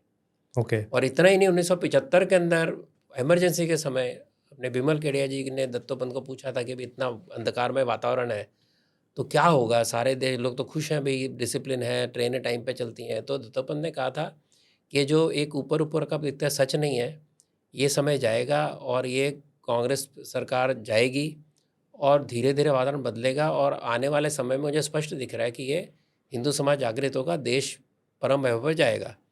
तो उन्होंने कहा संघ लेकर जाएगा, तो दत्तोपंत ने कहा संघ नहीं लेकर जाएगा, संघ लीड करेगा ऐसी सारी सज्जन शक्तियों को। सज्जन शक्ति शब्द उपयोग किया। तो वो आज ये आप देखिए कि संघ केवल धुरी है, उसके आसपास ऐसी बहुत बड़ी बड़ी सज्जन शक्तियाँ, धार्मिक संस्था, सामाजिक संस्था सारी खड़ी हुई हैं। अगर संघ बोलता है तो सब लोग साथ में आने को तैयार होते हैं, सारी संस्थाएं, सारे आपके हर प्रकार के संगठन, हर प्रकार के धार्मिक संस्था। और कोई बोलता तो नहीं आते। इतना एक गुडविल है समाज में कि संघ अपना कोई स्वार्थ नहीं है, संघ सबको जोड़ता है। इसलिए हर जाति धर्म के जितने मीटिंग होते हैं सब में सभी लोग आते हैं, क्योंकि अपना कोई स्वार्थ नहीं है। तो ये संघ की सबसे बड़ी जीत है। आई थिंक ये सेम जो मैं आलोचना जो करने की कोशिश कर रहा हूँ वो आई थिंक आज भी आरएसएस के साथ समय से पहले नहीं होता। गुरुजी ने कहा था कि shortcut will cut you short, ये कहावत है। क्योंकि हर चीज़ का एक समय होता है। आप चरित्र निर्माण कर रहे हैं, चरित्र निर्माण करने में कि व्यक्ति को कुछ समय तो जाता है। संघ की शाखा क्यों नहीं तेजी से बढ़ती? क्योंकि उसके अंदर आपको एक ट्रेंड व्यक्ति चाहिए जो शाखा चलाएगा, वो शाखा के प्रोसेस से निकलना चाहिए। अभी 2012-13 के बाद में जो लगातार तरुण वर्ग जुड़ रहा है लाखों की तादाद में, वो तो ट्रेंड नहीं है। उसको ट्रेन करना पड़ेगा तब शाखाएं बढ़ेंगी। आप देखिए सडनली इस साल शाखाओं की संख्या बहुत तेजी से बढ़ी, 10,000 शाखाएं इस बार बढ़ी हैं। प्लस साप्ताहिक शाखाएं केवल इस साल के अंदर हजारों विस्तारक निकले हैं, उनको बेसिक ट्रेनिंग दी गई है। तो ये सारा जो प्रोसेस में टाइम लगता है, तो इसके लिए व्यक्ति निर्माण आसान नहीं है। उसको गढ़ने में टाइम जाता है। समाज के अंदर ये विचारों का केवल एक डेमोक्रेटिक तरीके से पब्लिक एजुकेशन की तरह लाते हो और उनको जोड़ते हो, उसमें समय जाता है, इसके लिए समय गया। उसका अब तेज़ी नहीं, हाँ, वो उनको ज़मीन पे काम करते करते जो एक बौद्धिक लड़ाई जो दिख रही है समाज के अंदर, किताबें हैं, मीडिया, उसके अंदर संघ पीछे था। 1990 के बाद उसमें भी कूदा है, 2014 के बाद और तेज़ी से कूदा है कि समाज सबसे के प्रीमियर नाम आप ही है। नहीं, वो तो अलग बात है, मैं तो लिखने की बात तो आप बोलो ठीक है, लेकिन एकेडमिक लड़ाई है, मीडिया की लड़ाई है, उसके अंदर हमारे जैसे लोग उतरे जिनकी किताब कोई छापता नहीं तो उनको छापने लग गए। आज संघ में मेरे से छोड़ी, संघ के बाहर के लोग हैं जो हिंदुत्व की बातें करते हैं, इतिहास के बारे में इतनी अच्छी अच्छी किताबें लिखते हैं, कईयों का आप इंटरव्यू कर चुके हो, वो कहाँ थे 5 साल पहले? राइट। जागृत समाज बट के अंदर वही उनका हुआ भी, कि जब पावर उनका भी भी आई, वो तो उस जागृत समाज में उनको जगह मिली, उनको लगा हम कर सकते हैं, इसके कारण वो लिखने लग गए, जोश जागा, तो तरुण भी उसमें जुड़ा हुआ है। तो जो पूरा परिवर्तन हो रहा है ना, सारा परिवर्तन आमूल परिवर्तन हो रहा है 360 डिग्री। इसके अंदर एक पर्टिकुलर सेक्टर, वो फलानी यूनिवर्सिटी में ये कम्युनिस्ट पार्टी जीत गया, वहाँ एक गवर्नमेंट आ गई, इससे कुछ फर्क नहीं पड़ता। ओवरऑल समाज की दिशा क्या है? ओवरऑल समाज की दिशा, जो व्यक्ति धार्मिक स्थानों पे दिखना नहीं चाहते थे, वहाँ पर तरुण लोग जा रहे हैं। चाहे काशी विश्वनाथ हो, कुंभ मेला हो, फैशनेबल हो गए, धर्म के अंदर जाना, तिलक लगाना फैशनेबल हो गया। ये सारा परिवर्तन संघ ने नहीं किया, संघ ने समाज के विचार में आमूल एक परिवर्तन किया, उसके कारण सारे चेंजेस आप देख रहे हो। बट कहीं ना कहीं जहाँ पे मैं लोगों से भी मिलता हूँ बिकॉज ऑफ यूट्यूब, जो ये माध्यम मिला है मुझे, जो ये मौका देता है, उससे मेरे को कहीं ना कहीं दिखता है कि संघ के कभी ना कभी संघ ने उनको लाइफ में छुआ है, वो संस्कार जो है बिल्कुल। वो ब्यूटी रही है। पर एक चीज़ जो अभी बहुत बड़ी कंप्लेंट मेरी खुद की भी रही है पर्सनली, वो ये है कि 1947 मार्च, आई थिंक डेट इधर लिखी है, कोई तो मेरे नोट्स में लिखी हुई है, गुरुजी ने बहुत ही ओपनली अनाउंस किया था कि हमें डिफेंस, सेल्फ डिफेंस की सारी चीज़ें, हमारी जो हिंदू समाज है उसको रेडी होना पड़ेगा। मोहन जी कब दे रहे हैं ऐसा कुछ? डोंट यू थिंक अभी ज़रूरत है काइंड ऑफ, एटलीस्ट मैं नहीं कह रहा कि रास्ते पे जाके लड़ना या मरना ही है, पर थोड़ी भी प्रिपरेशन नहीं है, क्योंकि 70-80 साल से एक कारनामा किया है नहीं तो दूसरे संघ लोगों ने। शाखा में आप जाते हो, संघ शाखा में आज भी कुछ ना कुछ ट्रेनिंग मिलती है ना आपको। बट लाठी भी कुछ लेवल तक होती है। लाठी जो है ये सिंबल है, अगर आप लाठी चला के कॉन्फिडेंटली खड़े रहते हो तो बाकी सारी चीज़ें सेकेंडरी है। आज कोई आपसे लड़ रहा है, मशीन गन से नहीं लड़ रहा, पत्थर से लड़ रहा है। बट अगर तलवार हो, जैसे तलवार हो या हाँ, तो आप कुछ भी हो, सीखिए ना, आप क्योंकि सीखिए ना। हमारे पास ग्रुप जो है ऐसा है रेडीली, ना, जो इनकी एक अवेलेबल बजरंग दल ग्रुप पे है, बजरंग दल काम कर रहा है, वो ये सब चीज़ें कर ही और रहे हैं ना। बजरंग दल को तो बहुत लॉकडाउन अभी भी होता है। उसका कारण वही है ना कि हिंदू समाज अपने आप को कीचड़ से बाहर रखना चाहता है, कि कीचड़ में को और उतरेगा, लड़ाई को और लड़ेगा। जैसे कश्मीर में हुआ कि जाके जी गुरु तेग बहादुर को जाके बोला, जब पंजाब में हुआ तो संघ की ओर देखने लग गए, अकाली दल की ओर देखने लग गए। हमको आदत है कि कोई और हमारे लिए कर पर लेगा, अब तो मेरे को लगता है संघ राजा भी रेडी लड़ेंगे, नहीं है। हम तो नहीं लड़ेंगे। यानी यहाँ खेत, वो अटल जी की एक जगह आती है कहानी, वो बताते हैं कि वहाँ लड़ाई चल रही है, बगल के जगह पर खेती चल रही है, कौन जीतेगा देखेंगे। तो ये एक मानस जो बना था, मानस टूटने में टाइम जाता है। अगर वो मानस टूटता है और एक व्यक्ति अपने घर में लाठी भी रख लेता है, तो उतना भी उसके मनोबल के लिए बहुत ज़रूरी है। वो भी नहीं है हमारे पास आज। पर आज तो संघ भी मनोबल रेडी तो नहीं बड़ा है, मुझे ऐसा नहीं, लगता है। ऐसा आपको लगता है? आप शाखा में नहीं जाते रेगुलर से, आपको लगता है? अगर आप शाखा में जाओगे तो आपको नहीं लगेगा। होता कि हम बाहर से देखते हैं, हम न्यूज़पेपर पढ़ते हैं, हम सोशल मीडिया देखते हैं। हम जो संघ का स्वयं से खड़ा है डट के, उसको आप मिलेंगे तो पता चलेगा। ऐसा पता नहीं नहीं, है। अभी जितने लोगों से भी मैंने बात की, चाहे वो संघ नहीं, हो अगर या आप 1925 का संघ याद करते हो तो आप फिर वो नहीं, फर्स्ट वो तो जनरेशन हिंदुओं की बात करते हो। समाज भी बदला है। आज अगर ये देखोगे ओवरऑल समाज के अंदर, जो खासकर जो प्रबुद्ध समाज आप देखते हो अपने आसपास, मिडिल क्लास बोलो, upper middle class, lower middle class, जिसका स्टेक होता है डायरेक्टली हमेशा समाज के अंदर, हर देश के अंदर उसी का स्टेक होता है। पैसे वाला तो इस सबसे परे है, कोई सरकार उसे काम लेना उनको आता है। गरीब है, उसको फ़र्क ही नहीं पड़ता, सरकार कुछ उसका भला करेगी तो करेगी, तब वो उसको वोट देगा, लेकिन उसका से नहीं है पॉलिसी मेकिंग में। पॉलिसी मेकिंग से किसका है? ये पढ़ा लिखा प्रबुद्ध समाज, middle class, upper middle class, इसका स्टेक होता है हर देश में। अगर वो व्यक्ति आराम की दिशा में चला गया है और उसको लगता है कि भाई मेरे बच्चे का कैरियर इंपॉर्टेंट है, मेरा कैरियर इंपॉर्टेंट है, पत्नी का कैरियर इंपॉर्टेंट है, और अपना बच्चे को इतना बिजी रखता है कि स्कूल में भेजता है, फिर उसको ये क्लास, वो क्लास, ढिमकाना राइट। क्लास, हर जगह चमका दो, जो को मैंने नहीं किया सब कर दे। अगर आपके बच्चे के मन में आपने समाज के प्रति कोई भाव डाला ही नहीं, आपने धार्मिक को ट्रेनिंग दी नहीं, आप कैसे अपेक्षा करते हो कि लड़ेगा? तो एक नया तकलीफ है ये इस समय। देखिए, जिस समय हम बड़े हुए उस समय तब भी आदर्श समाज की कल्पना, निस्वार्थ सेवा करने वाला सर्वोदय के कार्यकर्ता थे, कांग्रेस के लोग थे, कम्युनिस्ट थे, समाजवादी, जो भी विचारधारा कुछ भी, लेकिन समाज के लिए अपना छोड़कर निकलना, कैरियर छोड़ना, उसके लिए किसी तकलीफ की ज़िंदगी जीना, सब करते थे। संघ के लोग अधिक थे, इतना ही था। वो जो एक लुकआउट था, क्योंकि उसके माता पिता ने आज़ादी की लड़ाई देखी, तो उसको लगता था मेरा बच्चा भी कुछ कर ले समाज के लिए। अब वो पीढ़ी रही नहीं। अब पीढ़ी है कि अपना सेल्फ इंटरेस्ट, अपना स्वार्थ, अपने मज़े, ये सब करो। पुलिस लड़ेगी, मोदी जी लड़ेंगे, आउटसोर्स करने की आदत है। तो ये अपने ऊपर ही लेना पड़ेगा। राइट। तो इसमें संघ की शाखा है, लोग जाएं, ट्रेनिंग लें। अभी क्या मास लेवल पे ट्रेनिंग लेंगे आप? क्या बट मुझे ऐसा लगता है कि मनोबल की बात है मेन। संघ के अंदर शस्त्र क्यों सिखाए जाते थे, आज भी क्यों सिखाते हैं? मनोबल मजबूत होना चाहिए। जैसे मैंने कहा कि पार्टीशन के समय संघ का समय दंड लेके गणेश में खड़ा है, ये डर काफ़ी था। नागपुर में लास्ट दंगे हुए थे अभी के पहले, इस साल के पहले दंगे तो 1927 में। उस समय डॉक्टर जी के पास केवल 100 स्वयंसेवक गणेश में खड़े थे। वो 100 स्वयंसेवक गणेश में खड़े थे, उन्होंने ऐसा उस राइट का प्लान तरीके से मुकाबला किया। उसके बाद 90-95 साल तक दंगे नहीं हुए। राइट। तो हिंदू समाज जब उस सेल्फ डिफेंस के उसमें आएगा, उस समय संघ उसकी पीढ़ी की हड्डी बनेगा। और यही उसका इलाज है कि आप मजबूत होंगे, आपके अंदर सेल्फ कॉन्फिडेंस होगा, आपको ही अपनी रक्षा करनी है, भाव आएगा, तो अपने आप सब कुछ होगा। क्योंकि मेरा ये सजेशन इसलिए है क्योंकि शाखा वाले आप जो कह रहे हो वो तो है ही, और शाखा में सिर्फ सेल्फ डिफेंस नहीं सिखाया जाता है, शाखा में बहुत सारी चीज़ें कवर होती है। चाहे इसलिए सेल्फ डिफेंस शायद रेगुलरली कवर ना हो, पर जैसे अभी recently self defence regular part है, लेकिन अभी आपका जब मनस्थिति बदलती है, तो जो मैंने कहा ना, सबसे बड़ी बात हमारी मनस्थिति तो बदलनी चाहिए। वो आप बदलिए, समाज की एक समाज के ओवरऑल समाज में बदल रही है। आज अगर समाज को लगता है कि नहीं ये काम सही हो रहा है, ये मुझे कुछ उत्तर देना पड़ेगा, आज समाज सड़क पे उतरता है ना। राइट। नहीं उतर रहा था ना, 2 साल पहले भी नहीं उतर रहा था, समाज सड़क पे उतर रहा है। कोई गड़बड़ करता है उसको उठा के पीट भी देते हैं। अब देखेंगे वीडियो आ रहे हैं, जो फिर दुखी सेक्युलर आत्मा बोलेंगे नहीं आपने तो करना चाहिए, दूसरा करता है तो करे। लेकिन वो जो एक सहनशीलता की सीमा पर समाज आ गया अभी कि भाई इतना, इससे ज़्यादा नहीं सहन करना, ये ज़रूरत से ज़्यादा अपमान, हमारे देवी देवताओं का अपमान, हमारे लिए अधिकारों का हनन, ये सब नहीं चलेगा। ये जो विचार है ये समाज में अभी घर कर चुका है, तो समाज के जागरण तो हो ही रहा है।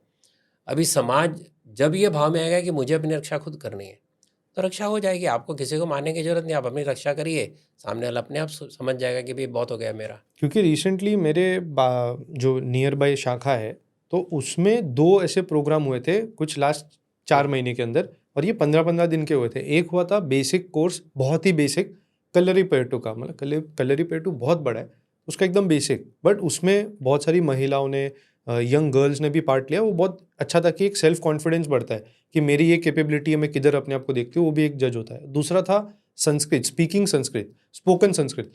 ये वाली जो चीज़ थी, ये मुझे ऐसा लगा कि अगर संघ सिर्फ एक शाखा अगर ऐसा कर रहा है और इसमें इतना फ़ायदा हो रहा है, अगर 25-30 जन रेगुलरली 2 हफ्ते अटेंड करते हैं, अगर संघ इसको थोड़ा सा खुद डायरेक्टिव, क्योंकि आई नो संघ इज़ वेरी डिसेंट्रलाइज्ड अपने एक्चुअल एक्शंस में, अगर सेंट्रलाइज्ड वे में कुछ अगर कर सके, ये मेरी एक सजेशन है। क्योंकि अगर 1 महीने का भी बेसिक कोर्स, अगर लोगों को चाकू या शॉर्ट स्वर्ड या एक स्वर्ड तलवार भी चलाने आ जाए, तो कुछ आगे बढ़ सकता है। संघ क्यों करे, आप करो ना, संघ क्यों करे, आप भी तो संघ के वाले हो ना, तो आप करो। संघ तो यही करता है। ओपनली मैंने कभी ये बोला नहीं है यूट्यूब पे, बट ठीक है। नहीं, अगर आप बोलते हैं ना शाखा में गए आप वहाँ, तो इसे ठीक है, आपको मेरे सामने आपको बोलने की इच्छा हो गई, बोल दिया आपने, पर संघ का होना कोई पाप तो नहीं है, संघ का होना गलत तो नहीं है। आपने, क्योंकि जितने आप भी बार ऐसे हमने ऐसे तरुण हो, सजेशंस दिए, कुछ आप वापस ऐसे जवाब नहीं आप आया नहीं, है। ऐसा नहीं कि सजेशन तो आएंगे, लोग कर ही रहे हैं। तो आपको लगता है अभी संस्कृत भारती शुरू हुई, ठीक है, कितने साल हो गए, 20-25 साल हो गए। एक चमू शास्त्री नाम के प्रचारक, उनके मन में आएगी संस्कृत बोलने के आज तरीके सिखाओ तो जल्दी सीख जाएंगे। आज लाखों लोग संस्कृत सीख रहे हैं। आपको लगता है केवल आपकी शाखा में? ऐसा नहीं है। नहीं, बहुत अमेरिका अच्छा से है। लेकर सब जगह संस्कृत भारती के अपने अपने चैप्टर है, और लाखों की तादाद में लोग संस्कृत, स्पोकन संस्कृत सीख रहे हैं। एक व्यक्ति ने शुरू किया, संघ का ही प्रचारक था, उसी से इतनी बड़ी मूवमेंट हो गई। आप जो कह रहे हैं ऐसे करने वाले कहीं ना कहीं चल ही रहा होगा, आपको भी अपने हिसाब से कहीं ना कुछ करना पड़ेगा। लेकिन संघ अपने उस आज जिस रूप में, उस रूप के अंदर वो व्यायामशाला चला नहीं सकता। उसके काम की दिशा, काम का एक इवोल्यूशन हुआ है, लेकिन जो चलाएगा उसके साथ खड़ा भी रहेगा, चलाने की ट्रेनिंग भी देगा। अभी अगर अभी कोई शाखा की जो आइडिया थी वो शाखा में आज भी सब कुछ अखाड़ों से ही निकली कहीं हाँ, ना तो कहीं, इसीलिए तो दंड क्यों ना आज अब भी, वापस हाँ थोड़े तो से अखाड़े। आज भी दंड सिखाते हैं, उसके ऊपर जो सीखना आप सीखिए। दंड सिखाते हैं, युद्ध सिखाते हैं। मैंने कहा ना कि बेसिकली आपके हाथ में एक शस्त्र है और आप उसका उपयोग करने के लिए आपको कॉन्फिडेंस है, तो आप सफल हैं। उसके हाथ में कोई भी लड़ाई केवल वो दिमाग में होती है। आप तो पढ़ते हो बार बार कि अब भारत का सिपाही क्यों जीतता है, वो दिमाग से लड़ रहा है, वो कोई ऐसे ही वो पैसे मिलते हैं इसलिए नहीं लड़ रहा, वो दिमाग से और अपने मन से लड़ रहा है। इसके कारण सफल होता है हर बार हमारे फौजी। सेम विद DRDO साइंटिस्ट, वो बाहर जाके जा सकते थे बराबर बट है। इधर रुके। इसरो तो ये सारे, इसलिए आप जो कह रहे हो कि समाज में इतनी भी आ गई ना मनोबल की, मैं दंड लेके खड़ा हूँ, मैं 4 के सिर फोड़ सकता हूँ, अपने आप को बचा सकता हूँ, अपने आप की रक्षा कर सकता हूँ, परिवार के अंदर घुसने दे सकता हूँ, फिर अपने आप और भी विद्या लेगा और भी शस्त्र अपने घर में उसको रखने होगा, कम से कम एक चक्कू तो रखेगा। वो रखना तो कोई गुनाह नहीं है। सिखों के तो पंथ में लिखा तो रखते ही हैं, किरपाण होते हैं। बाकी लोग रखते हैं, जिनको जो नॉन वेजिटेरियन खाता तो भी रखते हैं, तो वेजिटेरियन को 4 इंच का चक्कू रख के बैठा है। केक काटता है तो 12 इंच का चक्कू लाता है जिसको धार नहीं है। तो आजकल तो समाज का विचार वुड बदलना के चाहिए। चम्मच वो चक्कू आ गए काटने तो के लिए। मेरा कहना है कि समाज का विचार बदला है, उसके कारण ये सब चीजें होंगी। वैसे लेकिन मैंने हर ओपनली चीज- कभी बोला नहीं, बट अभी मैंने रिसेंटली हर चीज संघ पिस्टल करेगा। शूटिंग, संघ यानी कौन है? संघ यानी शाखा, संघ यानी मैं, स्वयं संघ यानी स्वयंसेवक। तो जिसके मन में जाए करे ना, रोका तो किसी ने नहीं है। लेकिन संघ अब केवल सॉफ्ट हो गया, अभी केवल शाखा में भाषण देता है, ऐसा नहीं है। क्योंकि हम शहरों में बैठे अपने आसपास देखते हैं, हम आगे जाके जो सारा गांव में बसा हुआ संघ है, जो अलग अलग तरह के सब तरह के काम हो रहे हैं, उसको हम नहीं देखते, इसीलिए अपने को लगता है। तो जिसको और करना है वो बजरंग दल में जाता है, कहीं और जाता है। अभी लोग कहने लगे बजरंग दल की ज़रूरत है, पहले कहते बजरंग दल के लोग क्यों कर रहे हैं, थोड़ा सा चेंज तो आया है ना। तो इसके कारण हर चीज़ के लिए कोई ना कोई व्यक्ति कोई ना कोई काम होता है, वो काम करता है। पहले कहते संघ बौद्धिक चीज़ों में ध्यान नहीं देता, बौद्धिक चीज़ों में ध्यान देता है, आप कहते कि तलवार क्यों नहीं चलाता। नहीं तो अभी तो संघ की कैपेबिलिटी हर रोल इतनी है। मैसिव नहीं, है ऐसा कि वो आपको सब लगता चीज है? कर सकता है। नहीं, ऐसा है ना कि जितने विषय हैं, जितने सुझाव मुझे मिलते हैं संघ क्या क्या करे, उतने लोग नहीं हैं। अच्छा, इतने काम है, इतनी संस्थाएं हैं, हर संस्था में कोई ना कोई कार्य करता है। कितनी संस्थाओं में आपके आसपास इतनी संस्थाएं चलती है, आप मंदिर में जाकर बोलेगा अच्छे लोग नहीं मिलते काम करने के लिए, जी क्या करें, पुराने प्रधान जी बैठे हुए हैं, 80 साल के हो गए, वो प्रधान जी बैठे हैं आज भी 30 साल से मंदिर के अंदर। हर जगह से लोगों की कमी। आप स्कूल में जाइए, स्कूल में बोलेंगे पुराने ट्रस्टी बैठे हैं, नए ट्रस्टी मिलते नहीं हैं। तो मैन पावर की कमी तो है ही। मैन पावर की कमी संघ कोशिश करता है पूरी करने की। तो वेल संस्थाएं, इंटेंशन्ड मैन पावर, हाँ, और जो ट्रेंड मैन पावर, ये सारे समाज में कमी है। हमारा एक स्वयंसेवक था दिल्ली का, वो संघ में बहुत एक्टिव था, फिर उसको लोग आर्य समाज में काम अच्छा नहीं रहा, आर्य समाज ही था, आर्य समाज में बहुत काम किया उसने, ऊपर तक चला गया बिल्कुल, बहुत अच्छी तरह उसने मंदिरों का सुधार किया। ये जो उनकी भी फिजिकल ट्रेनिंग वगैरह होती है आर्य समाज के अंदर, आर्य वीर दल वगैरह, वो चलाए। दुर्भाग्य से एक दुर्घटना में गुजर गए। लेकिन ऐसे सब जगह कुछ ना कुछ करने वाले समाज का वर्ग है, उसको प्रेरित करना संघ का काम है, और कर रहा है वो, और समाज आप परिवर्तन देख ही नहीं। लेकिन जब मैन पावर की कहते हैं, मैन पावर की शॉर्टेज तो शुरू से रही है। एक बड़ी इंटरेस्टिंग कहानी है कि प्रहलाद अभ्यंकर हमारे प्रचारक थे बहुत पहले, हम जब बाल से उस समय, तो जाकर उनको बहुत कुछ बताने लग गया, ये भी करना चाहिए संघ ने, वो भी करना चाहिए। तो उन्होंने से जेब में डाल के ना हाथ हिलाया और हाथ निकाल लिया। तो उनको बोला प्रहलाद कि आप क्या कर रहे हो, जेब में हाथ क्या मार रहे हो? बोले नहीं, मैं कार्यकर्ता ढूंढ रहा था। यानी 1925 में संघ शुरू हुआ, तब से लेकर कार्यकर्ता की शॉर्टेज ही है। शॉर्टेज के अंदर संघ यहाँ तक पहुँचा है, 1 लाख शाखाओं तक पहुँचा, उसके अंदर इतने हजारों संस्थाओं तक पहुँचा, 1.5 लाख सेवा कार्य चल रहे हैं, 38 ऑल इंडिया लेवल की बॉडीज चल रही हैं। ये वही शॉर्टेज में से निकले हुए काम है। तो इसके लिए जब भी आप बोलोगे, आपको ही सोल्यूशन ढूंढना पड़ेगा। आपने यूट्यूब शुरू किया, आपके मन में आया कि भाई ये बातें कोई नहीं कर रहा, मैं भी कर लूँ, तो आपने यूट्यूब शुरू किया। आपको संघ ने तो नहीं कहा था, संघ से आपका नाता भी नहीं था उस समय, तो जितना कुछ खास आपके घर में रहा होगा, लेकिन आपको लगा विचार रखने चाहिए। ऐसे और भी तरुण लगे हुए हैं। तो सबको जहाँ उसको लगता है यहाँ मेरी स्पेशलिटी, उसमें काम कर रहा है। लेकिन संघ ही सब कुछ करेगा, वापस वहीं आ जाते हैं कि समाज को ही करना है। इसलिए संघ समाज के अंदर संगठन ही है, समाज का संगठन है। इसलिए राम मंदिर के अंदर करोड़ों लोग जुड़े कि संघ का अपना स्वार्थ नहीं था, संघ ने कभी क्रेडिट लिया नहीं था, विश्व हिंदू परिषद को आगे किया था।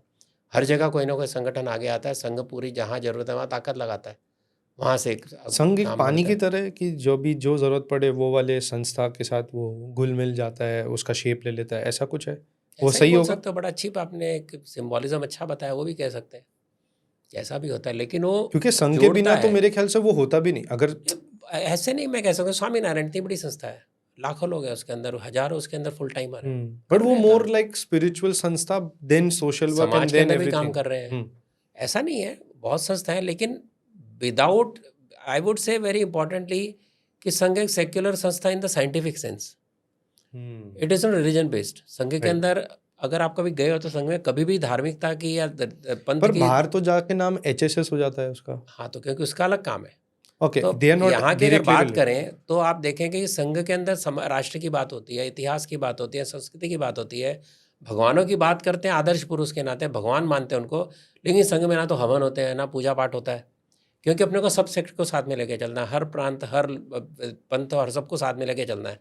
अपने अपने पंथ को फॉलो करें, अपने अपने विचारों को फॉलो करें। संघ के अंदर एक पूरा एक समाज का आधार पे ये सामाजिक और एक सांस्कृतिक संगठन है, ये आपको दिख जाता है।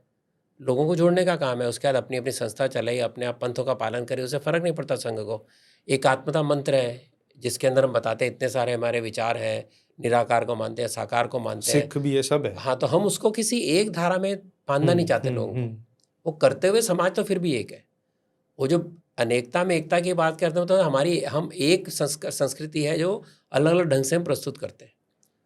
A unified culture which is presented in a diverse form, ये संघ की फिलॉसफी है। तो उसके अंदर सबको साथ में लेके चलते हैं हम। तो इसके कारण वो जो धार्मिक संस्था, उनको एक स्पिरिचुअलिटी का इंटरेस्ट है कि मैं ये गुरु के साथ लगूंगा, मुझे मोक्ष मिलेगा, मुझे स्वर्ग मिलेगा, मेरे एक आत्मिक उन्नति होगी। संघ में तो कुछ भी नहीं है, संघ में कर्म कांड है, कुछ ऐसे बात कर्मकांड है, सॉरी कर्म योग है कि आप पाते हैं निस्वार्थ भाव से काम करना है, अनअटैच तरीके से काम करना है, समाज के लिए काम करना है, कोई फल की अपेक्षा नहीं करना। ये मोस्ट एलिवेटेड कर्मयोग का जो प्रस्तुतिकरण संघ के स्वयंसेवक का है। तो वो कर्मयोग करते हैं, लेकिन बाकी लोगों के अपने अपने कोई गुरु होता है, उसको लगता है मैं श्री में गया तो मुझे तो गुरु को अलग मार्ग दिखाएंगे। तो एक स्पिरिचुअलिटी का उसके अंदर अट्रैक्शन है, संघ में नहीं है। संघ में आप समाज में रह के समाज के लिए कर्मयोग की तरह काम करते हो। और इसके अलावा देखो, कोई भी प्रचारक, कोई भी सीनियर कार्यकर्ता है तो मस्ती में रहता है, हंसता रहता है, खेलता रहता है। तो पता है कि निस्वार्थ भाव से समाज के लिए काम करना है, निष्काम करना है, कोई अपेक्षा नहीं रखनी समाज से। यह जो भाव है यह इम्पॉर्टेंट है।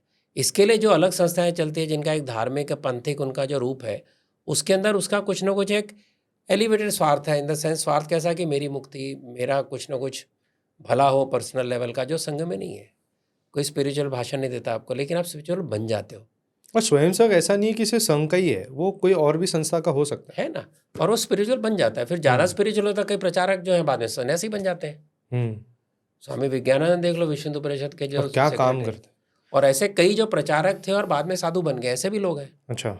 तो जिनको अधिक स्पिरिचुअल एंगल चला जाता है वो साधु बन जाते हैं। और वैसे बहुत लोग को ये पता नहीं रहता है, पर प्रचारक भी जो बनता है आरएसएस का, वो कोई ऐसा आदमी नहीं है कि उसके पास लाइफ में कुछ करने को नहीं है और वो क्वालिफाइड आदमी नहीं है। एकदम टॉप के हाईली एजुकेटेड, हाईली क्वालिफाइड लोग अपने अच्छी आराम वाली रिच लाइफ छोड़, मतलब वो ले सकते थे, वो लाइफ छोड़ के त्याग करके आए हैं।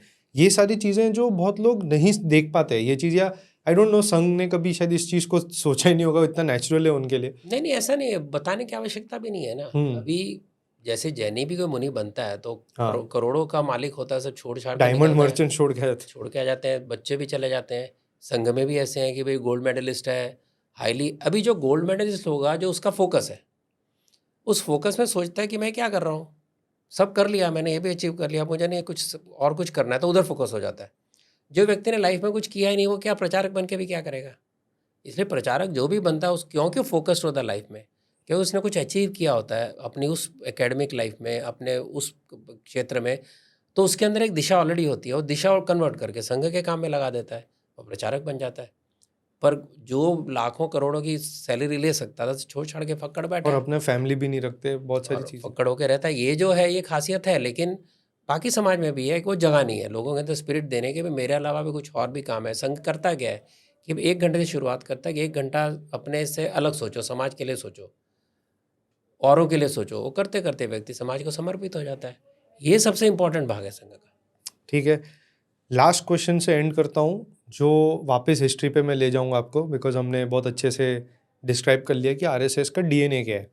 पर मुझे ये थोड़ी सी, मेरे ख्याल से आपकी जो फर्स्ट बुक थी आरएसएस 360, वो लॉन्च हुई थी आई थिंक घाटकोपर, या आई थिंक वो कोई वन ऑफ दोज कोई प्रॉपर बड़ी बिल्डिंग में, और सुब्रमण्यम स्वामी जी आए थे उसके लिए। और मैं पहली बार आपका ऐसा बुक लॉन्च देख, मैं काफ़ी, मतलब मेरे ख्याल से उसको भी 8 साल हो गया होगा रफली। यस, तो मैं मतलब फेयरली यंग ही, ऐसा नहीं बोलूँगा कि बहुत ज़्यादा मैच्योर, बट धीरे धीरे आइडियोलॉजी को समझ रहा था। और एंड में, आपके पूरे बुक लॉन्च के एंड में, अगर आपको याद है कि नहीं पता नहीं, पर एक अचानक से एक प्रॉपर टिपिकल लेफ्टिस्ट वुमेन खड़ी होती है सडनली एंड जोर जोर से चिल्लाने लगी और कुछ ऐसी चीज़ें कहने लगी कि आरएसएस तो मतलब वो कुछ ऐसे बहुत सारी चीज़ें कही। मुझे दो चीज़ समझ में आई, वो थी कि they are against constitution, they are against, they don't like tricolour, मतलब तिरंगा। और तब मी बीइंग मी, अब जैसे मैंने कहा कि मैं नया नया काफ़ी आइडियोलॉजी में पला बड़ा हूँ, ऐसा नहीं है, पर मैं भी एक बार का ऑफेंस हो गया कि ये क्या बात सुन ली मैंने कि आरएसएस को तिरंगा नहीं पसंद है। अगर आज भी कोई सुनेगा तो तिरंगा तो हमारा अपना है, अभी हमारी आइडेंटिटी है, पर ये क्या, इसकी स्टोरी क्या है, आप थोड़ा बता सकते हैं देखिए, डिटेल पहले में? कॉन्स्टिट्यूशन की बात करता हूँ। कॉन्स्टिट्यूशन, ये खुली बात है कि कॉन्स्टिट्यूशन के अंदर खुद उसने स्वीकार किया, जिसने कॉन्स्टिट्यूशन पहले कंपाइल किया था, कि इस कॉन्स्टिट्यूशन में सारे पश्चिमी देशों के और अलग अलग देशों के कॉन्स्टिट्यूशन से बेस्ट चीज़ें उठाई हैं। राइट। और अभी आजकल के ज़माने में उसको कॉपी पेस्ट कहते हैं। हम नहीं कहेंगे, हम कहेंगे चलो उन्होंने जमा किया, अच्छे अच्छे विचार जमा करके सारा कॉन्स्टिट्यूशन बनाया, लेकिन उस सारे कॉन्स्टिट्यूशन में धर्म के बारे में कुछ नहीं है। भारत के अंदर सब पहले भी संविधान, जिसको हम कहें धर्म का संविधान कहें या जो भी कहें, पंचायती राज पहले से था हमारे पास, डिसेंट्रलाइज इकोनॉमी थी, डिसेंट्रलाइज पॉलिटी थी हमारे पास, अर्थशास्त्र से लेकर चाणक्य के, महाभारत के, उद्योग पर्व से लेकर सब जगह हमारे अंदर राज्य कैसे चले। अभी एक पुस्तक आई है स्वामी विज्ञानानंद की, द हिंदू मैनिफेस्टो, उसके अंदर वही सारे ग्रंथों को कोट किया शांति गया है। पर्व में इतना बड़ी बात लिखी हुई तो है। स्वामी विज्ञानानंद ने सारे वेदों से, सारे महाभारत, सबसे सूत्र निकाल के कि शासन कैसे चले, ऐसी पुस्तक उन्होंने लिखी है जो हर धर्म के लिए लागू होती है, हर पंथ के लिए लागू होती है। लेकिन हमारे ऋषियों ने उस समय से सारी ये बातें कही थी कि चले कैसे शासन, अच्छा शासन यानी क्या, ड्यूटी बाउंड रूलर यानी क्या, यानी धर्म यानी ड्यूटी, तो ड्यूटी बाउंड रूलर क्या है, सारी बातें डिस्क्राइब की थी। उनको सबको जमा करके विज्ञानानंद जी ने पुस्तक लिखी, द हिंदू मैनिफेस्टो। वो सारे जो विचार थे हमारे, जो लोग उस समय के प्रबुद्ध वर्ग था, उनको पता था ना। लेकिन राइट फ्रॉम वेद, महाभारत, अर्थशास्त्र, कहीं से भी कोई कोटेशन नहीं है, कहीं से कोई रिलेशन नहीं है। ये कहा जाता है कि पहले की कॉन्स्टिट्यूशन की फर्स्ट कुछ पिक्स या हर पिक्स वो तो बात, वो तो सजावट की बात है ना, डेकोरेशन की बात, वो भी हो गई। हटा दी गई। वो तो ठीक है, मैं वैसे कि उस समय जो डाला गया था वो उस समय, क्योंकि भारत के अंदर और ये कॉन्स्टिट्यूशन असेंबली के अंदर भी पक्के भारतीय संस्कृति जुड़े हुए लोग, अगर हिंदू नहीं वर्ड यूज़ करना थे, अगर आप उसकी बहस पढ़ोगे तो उसके अंदर जब ये भारत का नाम, ये देश का नाम भारत हो कि इंडिया, इसके ऊपर जो बहस होती है, आपको आश्चर्य होगा, कांग्रेस के नेताओं ने ऐसे ऐसे भाषण दिए हैं, आप बोलोगे संघ का बौद्धिक है। कुछ एग्जांपल दे सकते हैं उसमें से, कोट्स? मुझे भी सामने मेरे कोटेशन नहीं कह सकता, यानी भारत की संस्कृति थी, जो जो हम बातें करते हैं कि भारत का इतिहास, भारत की संस्कृति, इसका जिक्र क्यों नहीं है, भारत यानी उसको हमको उस समय के काल से जोड़ता है, महाभारत से पहले से काल से हमारे इतिहास को दर्शाता है, इसलिए भारत इसका नाम होना चाहिए, क्योंकि ये सारा इसके पीछे पूरा इतिहास है, इंडिया के पीछे इतिहास नहीं है। ये कहने वाले लोग कॉन्स्टिट्यूशन असेंबली में उस समय भी थे, और कॉन्स्टिट्यूशन असेंबली में ऐसे कहने वाले लोग भी थे कि कॉन्स्टिट्यूशन के अंदर भारत का रेफरेंस नहीं है। नाम मुझे याद नहीं है, आप अगर पढ़ेंगे, मैंने तो जे साई दीपक की पुस्तक के सारे मैं आपको उदाहरण दे रहा हूँ, इंडिया दैट इज़ भारत, वो अगर पढ़ेंगे तो उसके अंदर उन्होंने बाकायदा कोटेशन दिए हैं अलग अलग विद्वानों के, जिन्होंने भाषण में कहा है सारी बातें। उस समय तो उनको तो हम देशद्रोही नहीं गिनते, उनको ये नहीं कहते उनको कॉन्स्टिट्यूशन की इज्जत नहीं थी। उस समय अगर गुरुजी कहते हैं कि अगर आप इंग्लैंड को कॉपी करते हो तो इंग्लैंड तंत्र है, अगर आप अमेरिका को कॉपी करते हो अमेरिकन तंत्र है, अगर आप रशिया को कॉपी करते हो रशियन तंत्र है। जब आप स्वतः की चीज़ों से अपनी चीज़ों को उठा के डालते हो संविधान में, तो स्वतंत्र है। राइट। तो स्व का तंत्र है ना, जो आपकी सोच से, आपकी संस्कृति, आपके ज्ञान से निकला हुआ है। आप किसी कॉपी करते हो, आपका स्वतंत्र नहीं है, ये उन्होंने कहा। जो उन्होंने कहा वो कॉन्स्टिट्यूशन असेंबली में कई लोगों ने कहा। उसका तो ये तो नहीं आप कॉन्स्टिट्यूशन की इज्जत नहीं करते, जब बन गया तो स्वीकार किया गया। कहीं आप बताइए कि कॉन्स्टिट्यूशन में स्वीकार नहीं करते, ऐसा संघ ने कहा क्या? नहीं कहा।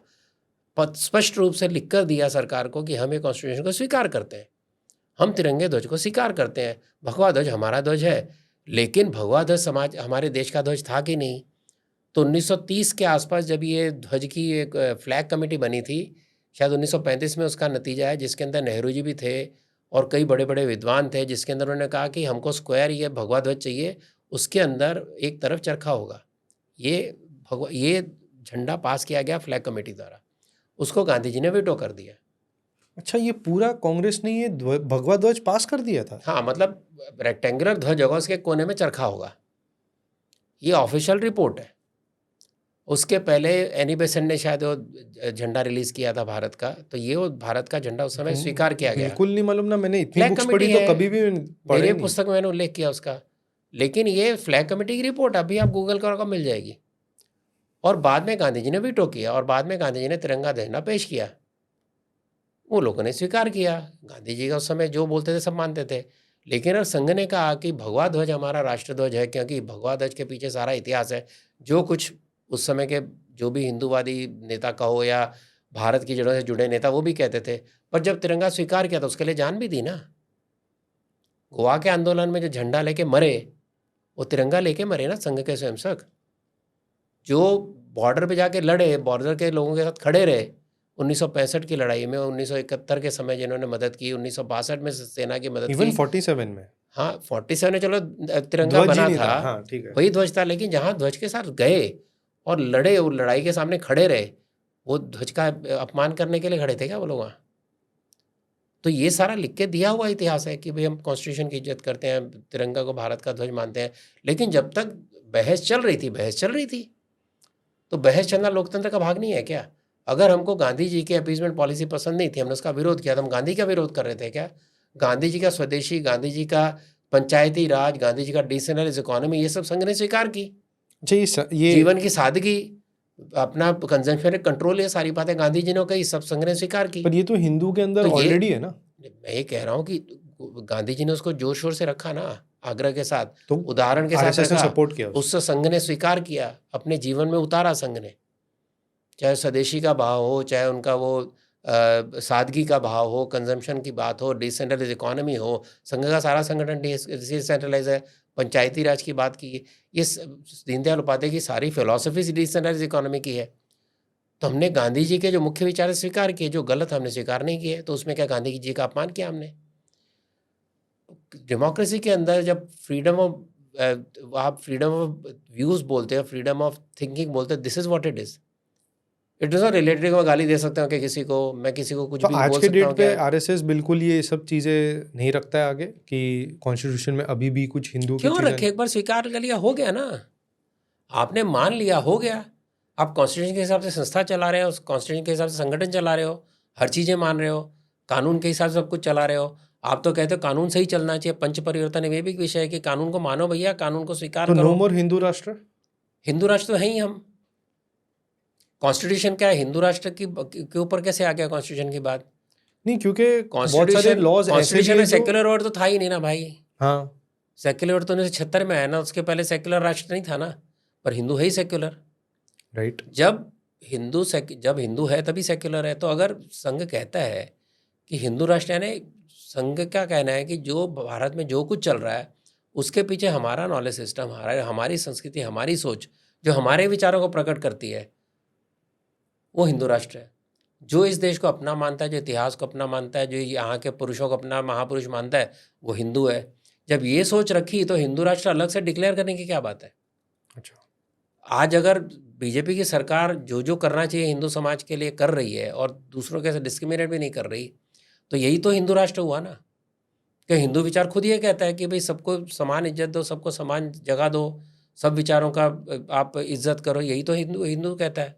तो अगर ये हिंदू कहता है तो फिर हिंदू राष्ट्र तो है ही। हम जो कहते हैं कि डिस्क्रिमिनेशन जो धर्म के आधार पे, पंथ के आधार पे हो रहा है, डिस्क्रिमिनेशन नहीं होना चाहिए। अगर आप सचमुच हिंदू हो, अगर सचमुच आप सेक्युलर हो, तो आपके अंदर ये discrimination based on caste, creed, religion नहीं होना चाहिए। तो बहुत सारे जो अपने आप को इंडिक आइडियोलॉजी बोलो या जो भी है, इंडियन राइट विंग आइडियोलॉजी से मानते हैं, वो बहुत सारे लोग आरएसएस की भी आलोचना करते हैं इस चीज़ में कि वो नहीं हो रहे और उनको कट्टर होना चाहिए कुछ चीज़ों में। ये क्यों आ रहा है फिर? संघ काफ़ी कट्टर नहीं है, ये आज की भाषा तो है ही नहीं। संघ कट्टर नहीं है, ये तो हिंदू महासभा पहले से कहता था।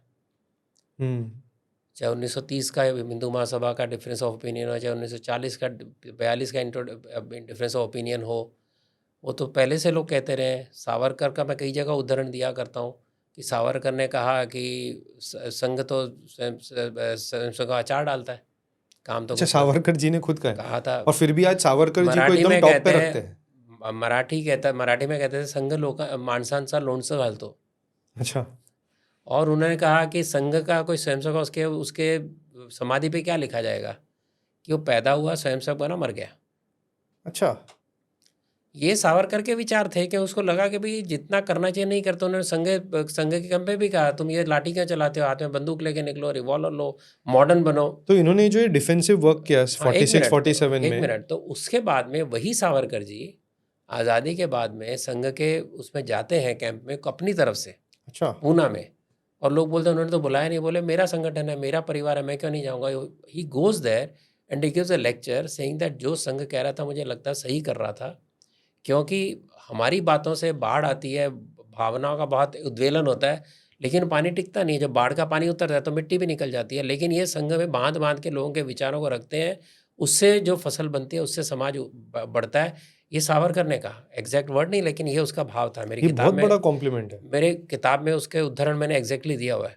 तो वही सावरकर, इतने बड़े ज्वलंत हिंदुत्ववादी सावरकर, जिन्होंने जीवन में जितने कष्ट से कभी नहीं सहे, वो व्यक्ति के को लगा कि संघ सही काम कर रहा है। वो गुरुजी को उन्होंने जब उनका ये कौन सा अभिनव समाज जब अभिनव भंग भारत में किया, उनको तो बुलाया, हाँ। उसके कार्यक्रम में बुलाया था और गुरुजी रेगुलर उनको मिलते थे, संघ के लोग मिलते थे, लेकिन उनका पहले भाव था।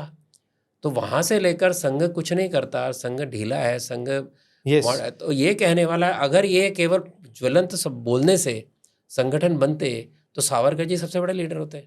सावरकर जैसे प्रखर, सावरकर जितना जीनियस तो कोई था नहीं। राइट। लेकिन संगठन के अंदर बड़ा बोर तरीके से लोगों को जोड़ना पड़ता है, सबको साथ में लेना पड़ता है। एक्साइटमेंट नहीं हर जगह पे। हिंदू समाज की एक गति है, उस गति को संघ समझता है। हिंदू मानस के स्वभाव को संघ समझता है। हिंदू समाज कभी भी एक्सट्रीम नहीं हो सकता, ये संघ को पता है। तो फिर भी उस समाज को आगे कैसे लेके जाना, धीरे धीरे साथ में कंसेंसस करते उनको बिल्ड करना समाज को। ये कंसेंसस बिल्डिंग के साथ जब आप चलते हो तो आपको स्लो चलना पड़ता है।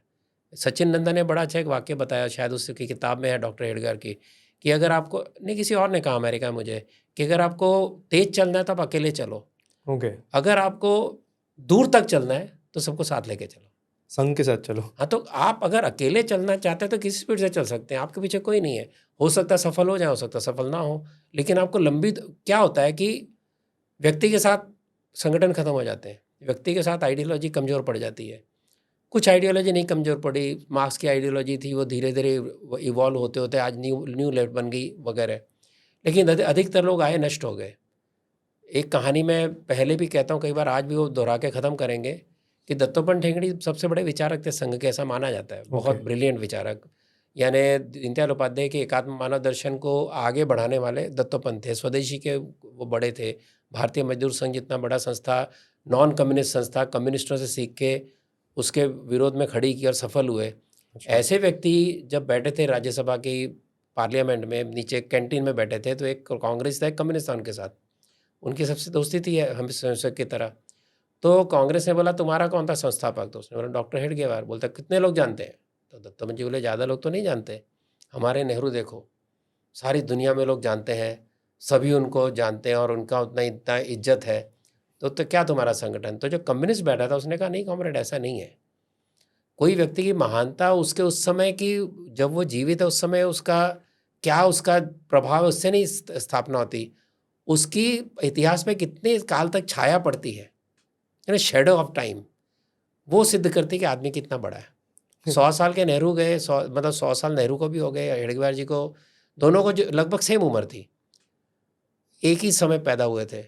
अब आप देखिए कि 125 साल बाद नेहरू आज कहाँ है, उनके विचार कहाँ हैं, और डॉक्टर जी का उनके विचार कहाँ हैं। नेहरू जी के विचार सिकुड़ते गए, आज वो मजाक का साधन बन गए। नेहरू जी के विचार जो स्मॉल मिक्स्ड इकोनॉमी, ये वो सारे फेल हो गए, उनके सेक्युलरिज्म के एक्सपेरिमेंट फेल हो गए। सोशलिज्म, आज उनको छोड़ के दोबारा कांग्रेस 1990 में सरकार बनी, तो उसके बाद उनके विचारों को छोड़ा तो देश ने तरक्की की।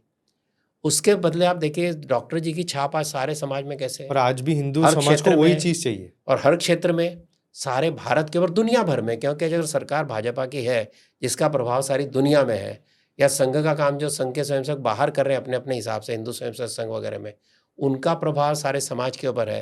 वो करने वाला कौन, एक व्यक्ति जिसने कहा कि मैं हिंदू समाज को संगठित करूँगा। मैं कहता हूँ कि यह हिंदू राष्ट्र है, और 14-15 साल के 10 बच्चों को लेकर जिसने काम शुरू किया, आज सारी दुनिया के अंदर प्रभाव है।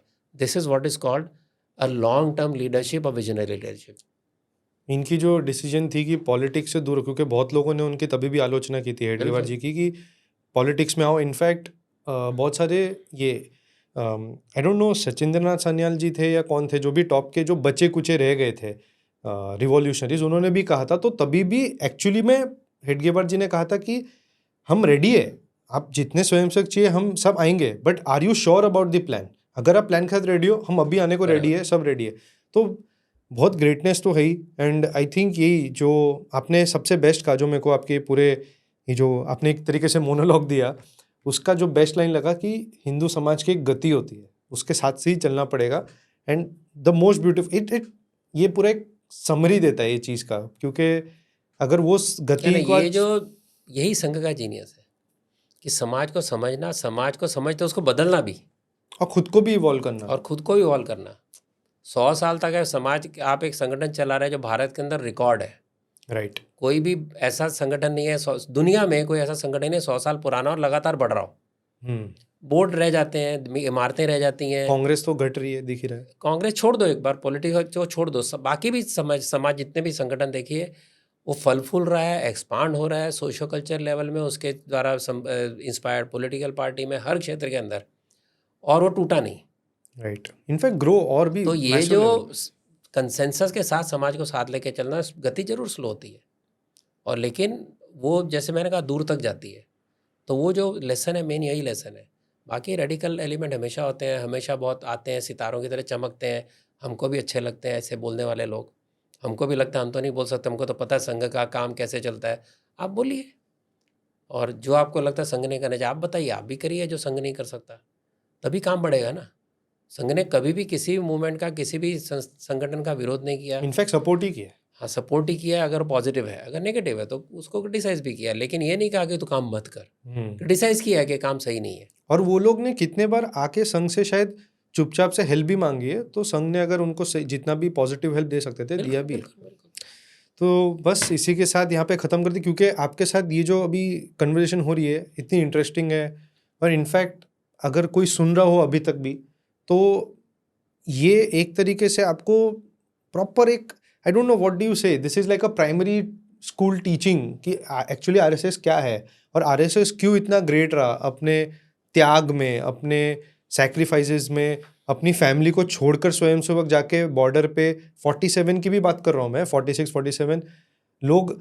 इनफैक्ट सबसे बड़ा जो टॉपिक आज का मैं भूल ही गया, जो सबसे मेरा फेवरेट है, वो था सितंबर 10 का जो टेररिस्ट अटैक जो मुस्लिम लीग ट्राई कर रहा था, उसको बचाने के लिए बहुत सारे स्वयंसेवक लोगों ने अपना सुन्नत खतना जो भी था वो सब करके, के लिए नहीं, क्योंकि सुन्नत करके मस्जिदों में जाते थे, उनको पता चल गया था, तो और उधर नहीं, इवन पार्टीशन के पहले पाकिस्तान के इलाकों में सब जगह पर वो ऐसे कई थे जो अपने को मुसलमान बना के मस्जिदों में जाते थे, पता लगाते थे, जिसके कारण कईयों की जान बची, जिसके कारण 10 सितंबर का जो बवाल मचाया था मुस्लिम लीग ने वो रुका। और वो सशस्त्र थे, वो लोग रात भर गोलियां चली थी उनको कंट्रोल करने के लिए। तो अभी हम लोग वापस नहीं चालू करेंगे टॉपिक, मैं शायद इस पे कोई एक मोनोलॉग कर लूँ अगर मुझे इनफ सब्सटेंस मिल जाए, पर बिकॉज हम लोग ने बहुत ये भूल ही गए ये चीज़ को। ये ऐसी सब चीज़ें हैं जो संघ की हाईलाइट नहीं होती, इनफैक्ट बहुत सारे स्वयंसेवक खुद को नहीं पता होती ये चीज़। तो मैं ये एक ज़रूर सजेस्ट करूँगा आपको कि एटलीस्ट ये जो मेजर जो चीज़ है जो लोगों को एक क्लिक करवा सकती है, वो प्राउडली रिप्रेजेंट कर सकते हैं, स्पेशली 10 सितंबर वाली चीज़। इसका कुछ अगर बहुत कुछ एक कर सके, एटलीस्ट 10 सितंबर को ही कुछ ना कुछ कर सके, ऐसा कुछ। कृष्णानंद सागर करके एक लेखक है, अभी काफ़ी बुजुर्ग हो गए, 80 साल के आसपास के, उन्होंने 500 साक्षी लोगों को पकड़ के भारत के विभाजन के साक्षी ऐसे 4 वॉल्यूम की किताब लिखी है। आपको बहुत शौक है, पढ़िए, उसके अंदर आपको इसके भी डिटेल मिलेंगे। और ऐसे कई इंटरेस्टिंग डिटेल जो आपको पता ही नहीं है, राइट, उसके किताब के अंदर है। ऐसी किताबें सभी तो लेते नहीं, हिंदी भाषा में 4 वॉल्यूम है, लेकिन उसके अंदर अगर आप लेंगे तो आपको बहुत सारे एपिसोड मिलेंगे, जिसके कई मोनोलॉग आपको बन सकते हैं। और वो नोएडा में रहते हैं, अगर आपको मिलने जा सकते हैं। और बड़े प्रेम से बात करते हैं, लेकिन उन्होंने इस उम्र में भी इतनी मेहनत करके 500 विटनेस के साथ ये पूरी किताब लिखी है, जिसमें संघ का रोल क्या रहा उस समय, क्या हालात है। रीसेंट बुक है, अपने मोहन भागवत जी ने शायद रिलीज़ की है, कुछ पिछले साल रिलीज़ हुई थी। अच्छा, 1-1.5 साल हो गया रिलीज़ हुए, क्योंकि बहुत पीछे कंपाइलेशन की मेहनत थी ना। ओके, ठीक है, चलिए यहाँ पे समाप्त करते हैं। बहुत मज़ा आया आपके साथ, एंड बार बार करते हैं ऐसा कुछ, बहुत मज़ा आया। एंड आई होप कि ये 100 साल सिर्फ एक स्टार्ट है, क्योंकि जैसे हमने बात की, जो आरएसएस का पीक है, इनफैक्ट मुझे लग रहा है अभी तो और पीक ऊपर जाने वाला है, वो भी उनके 100वें साल में। सो आई होप कि और भी ऊंचा हो ये पीक। सो बस उसी के साथ बहुत बहुत धन्यवाद यहाँ पे सुनने के लिए। And Ratan ji, thank you so much. नमस्कार, धन्यवाद।